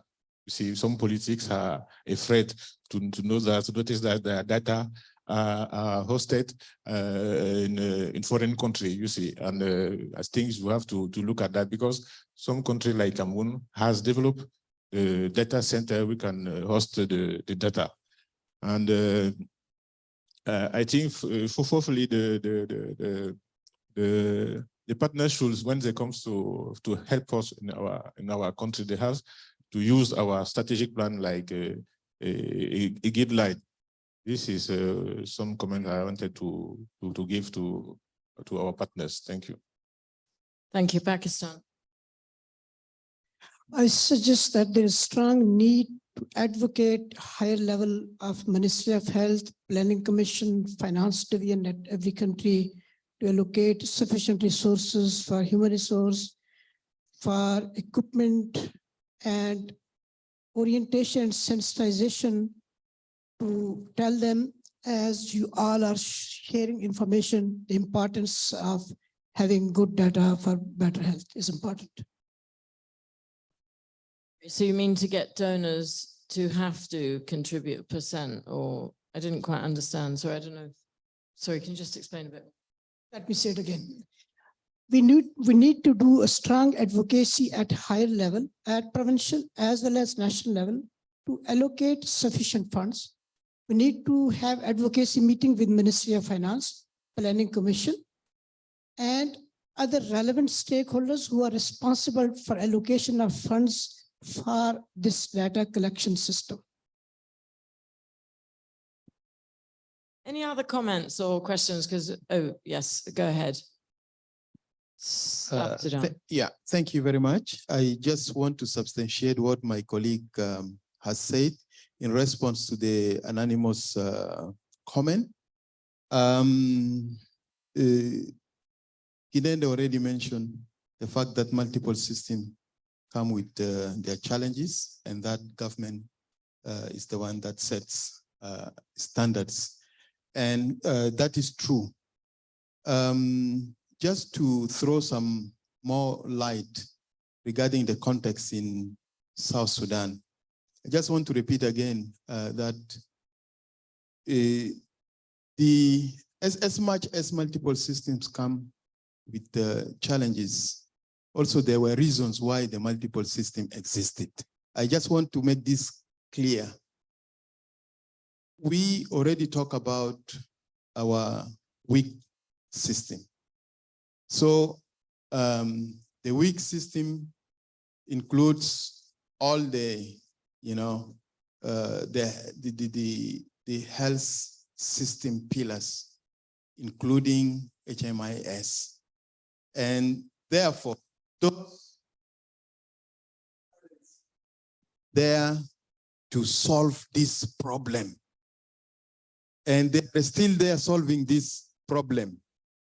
Now that already there is a strategy, there is a roadmap for a period of time, what we really need is not to demonize those systems that help the weak system, but to get resources to implement the roadmap.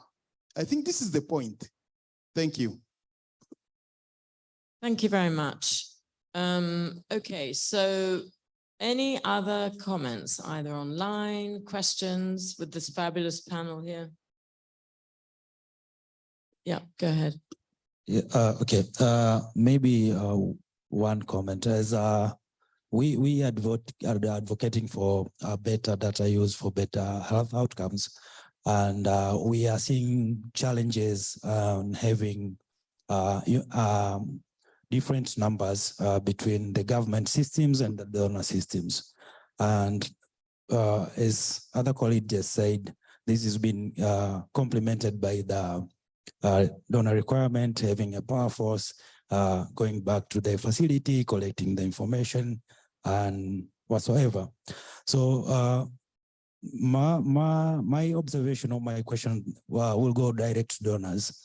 Are they now going to be open to let other people go to their systems, data systems, and see what is available, so that the information can be compared with what is collected to the at the national systems. But because donors want government to open up their data systems, but on the other side, most of them they fail to open up their data warehouses to government so that these systems can be, the two people can speak on the same data. In Tanzania, we started this whereby the HIV program, the DAT team used, and it now is pushing data to DHIS. So because, and this was the case previous that we saw the number reported by the donor and the number reported by the government, they are quite different. And then we started the initiative that since this number, they are different, then we have to do balance and check between the donor system and so I want to bring it up here as we are opening silos, as we say previous, that donors also should be open to their data system so that both two parties can trust each other on what information is being collected. Thank you. Thank you. So I'm just looking at which donors we still have in the room. I see we still have World Bank, CDC. Who else do we have? So I don't think donor will open the data for. Oh, GTZ. Great, you're still here. Okay, Fantastic. Sorry, you're sort of behind the cameras. I couldn't see you. Brilliant. Would you like to comment on this last point, please? Yeah, I don't see that this will happen because donors are in the driving seat. They are owning their data. Hello. Yeah, okay. Yes, they are in the driving seat. And this is what they are requesting you, be in the driving seat. But I'm just, let me go back to some statement. Someone said data are now the new oil. So, but we also see that data are fast obsolete. So meaning donor will keep coming back, ask for new data. So why don't you use these opportunities to be in the driving seat? This is what I am just wondering as an opportunity that countries can take. And I mean, GIZ is being part of, is being,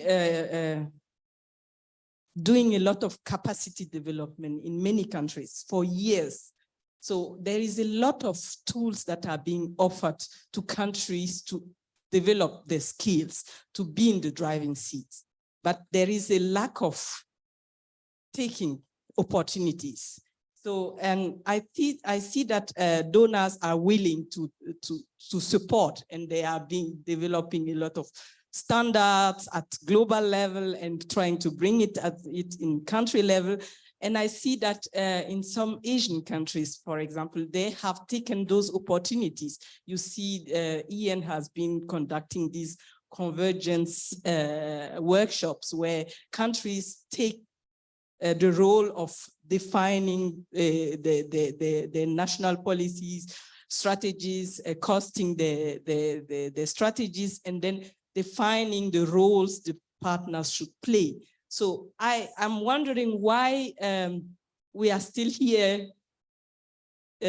Countries are still complaining about the issues. I mean, I'm taking always this example of someone pointing the fingers, and this is what is happening here on donor.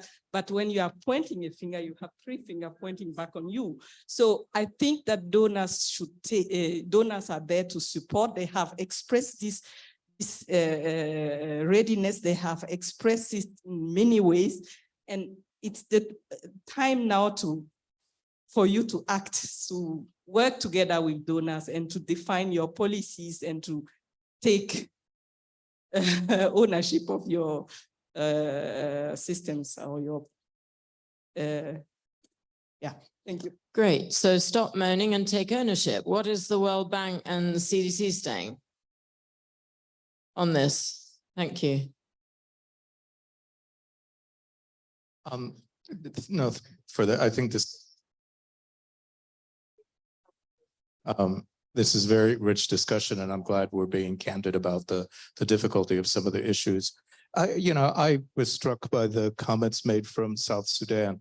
We didn't get to this place because people were purposefully trying to create a mess. Those systems were in place because we needed data for legitimate reasons. I think there is good recognition across the spectrum, donors and party governments, that we have to fix it in order to be better. And how do we do that? The enterprise architecture is an important part of this discussion. That's what it's for. If we can comprehensively define the needs for data at a national level, including what systems are going to play roles within that, then we have a blueprint, a desired state vision that the roadmap can try to address. So, the roadmaps actually can't just break everything and put a new system in place. They have to think about how to migrate away from the current systems over time so that we have a better process going forward. And that, unfortunately, I wish I could wave a magic wand and that would happen tomorrow, but I don't think that's the case. I think we're going to have to plan for that, and we're going to have to resource it. So, the digital health strategies need to be there. They need to be strong. The capacity to make good decisions about how to make appropriate selection of software need to be there. And then we need to mutually kind of support each other as we move through that as quickly as we can. Thank you. World Bank. Yes, thanks. I have nothing more to add, really. It's like I said before, this unintentional chaos that we are in, it's kind of a change in business model for everybody in the system. I think everybody wants to fix it. So it's really about how do we get there? How do we move from this sort of state we are in towards something where the country has more ownership, or we don't have double reporting, elimination of education. I think the intent is definitely there. It's just a question of, again, resourcing and making it very intentional. I really like what Maldiv said, right? It's really about that, creating that digital health blueprint. Then you have a sense of what kind of activities are happening in your landscape. And then you're thinking about how do you introduce new systems or replace existing systems. It's sort of a very complicated, it's a complex task, but we have to, I think first step is to, again, keeping in mind that always making it fit for purpose. What is the problem you're trying to solve? And starting from there, what is the health system challenge you're trying to solve? And then seeing how your existing digital health architecture is going to fit into that, in however means you're able to, slowly get to the highest level maturity. I do want to add one sort of different point. This is sort of a very different world we are trying to navigate when it comes to data and digital. The pace at which new innovations, new types of data are emerging. We're trying to catch up continuously. So again, how we do this in terms of agile. I mean, we sometimes talk in discussions about agile data governance. Of course, you have to unpack that, right? It's easy to throw the agile word always, but what it really means is also being proactive, doing more horizon scanning, because there are new things that are going to come in terms of, like, for instance, biometric data. There's still a lot of gray areas there. There might be something new that comes in the future.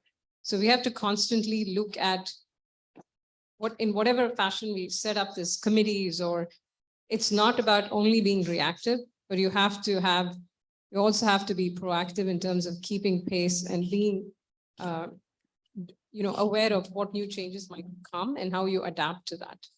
Thank you. Thank you. Cameron, WHO, a brief comment. Thank you. I have a small question for maybe tomorrow because it's getting late. I was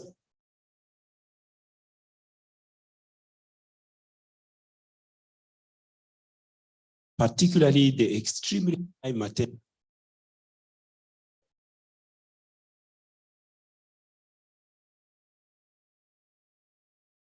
This crisis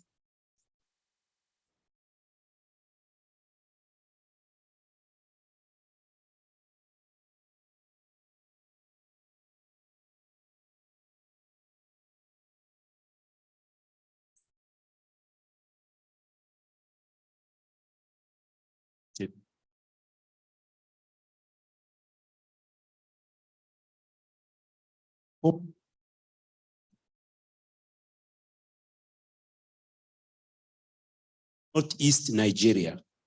So as we think of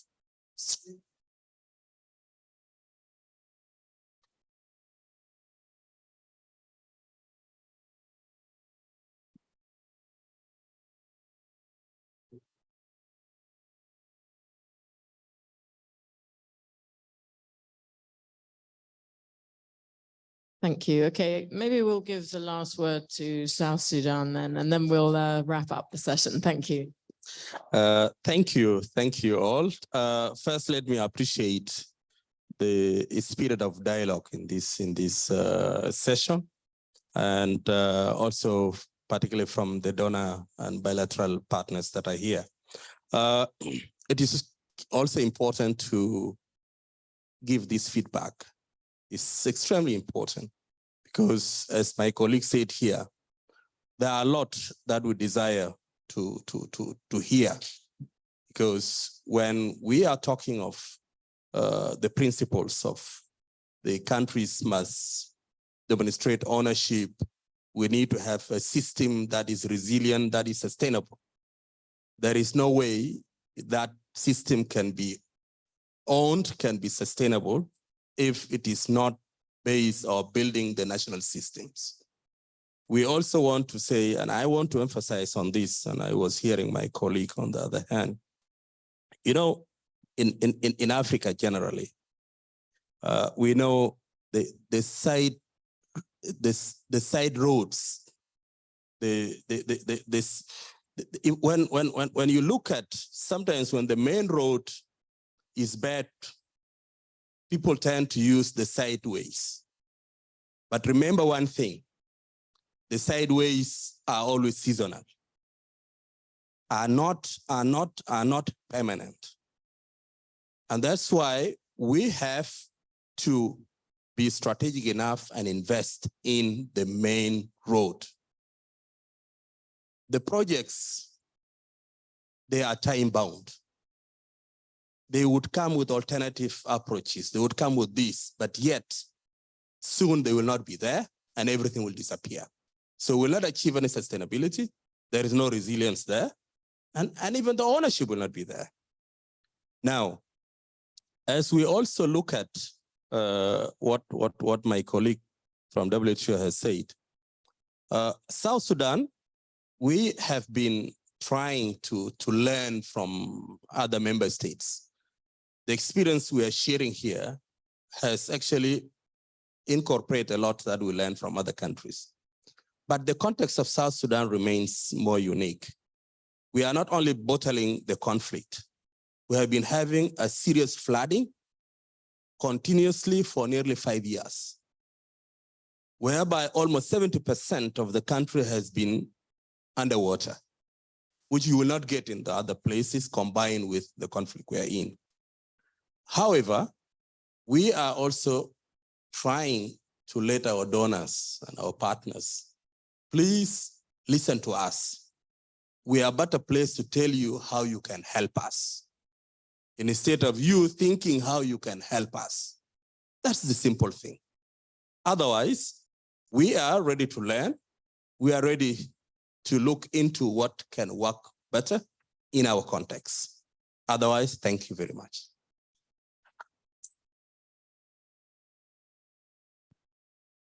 Thank you very much. We're running late. We're not late. It was a really excellent panel, and thank you for all the comments. We do have a reception to go to, and there's not much I can add to what all these wonderful panelists said, but just some key words that did come out. We've had, again, data is the new oil. So how do we manage it, streamline it? The lot of comment on interoperability, the fact that, for example, we shouldn't lose the strength of these programs that have been building for years, you know, like malaria, TB, HIV. But how do we now integrate them and move them forward so that we learn the good things and have something that works for everyone? And also we heard some very, for me, it was very shocking to hear about these tablets being given where you can only do one thing for one donor with one element of data. I mean, that's just unbelievable. A huge waste of resources. So if any journalists heard that, they would be quite shocked. Okay. And then there were some other really good points. We heard about the fact that health data isn't just what comes from the clinic. It's also how you work with your postal system, the police, the accidents, emergencies. There's all kinds of elements that feed into health data. And that also obviously not one size fits all again. Then what else did we hear? Underlining the importance of the Ministry of Health and the human resources challenging, that it's depressing for people collecting data and then it goes nowhere, or then the data needs change and they can't see the use of the data. And also huge issues, again, with human resources training, analysis of data, you know, deciding how to use that data. So there's a very long list of exciting things to work on. So thank you very much. And we can continue the conversation in the reception. Thank you once again, and a big applause for our wonderful panelists.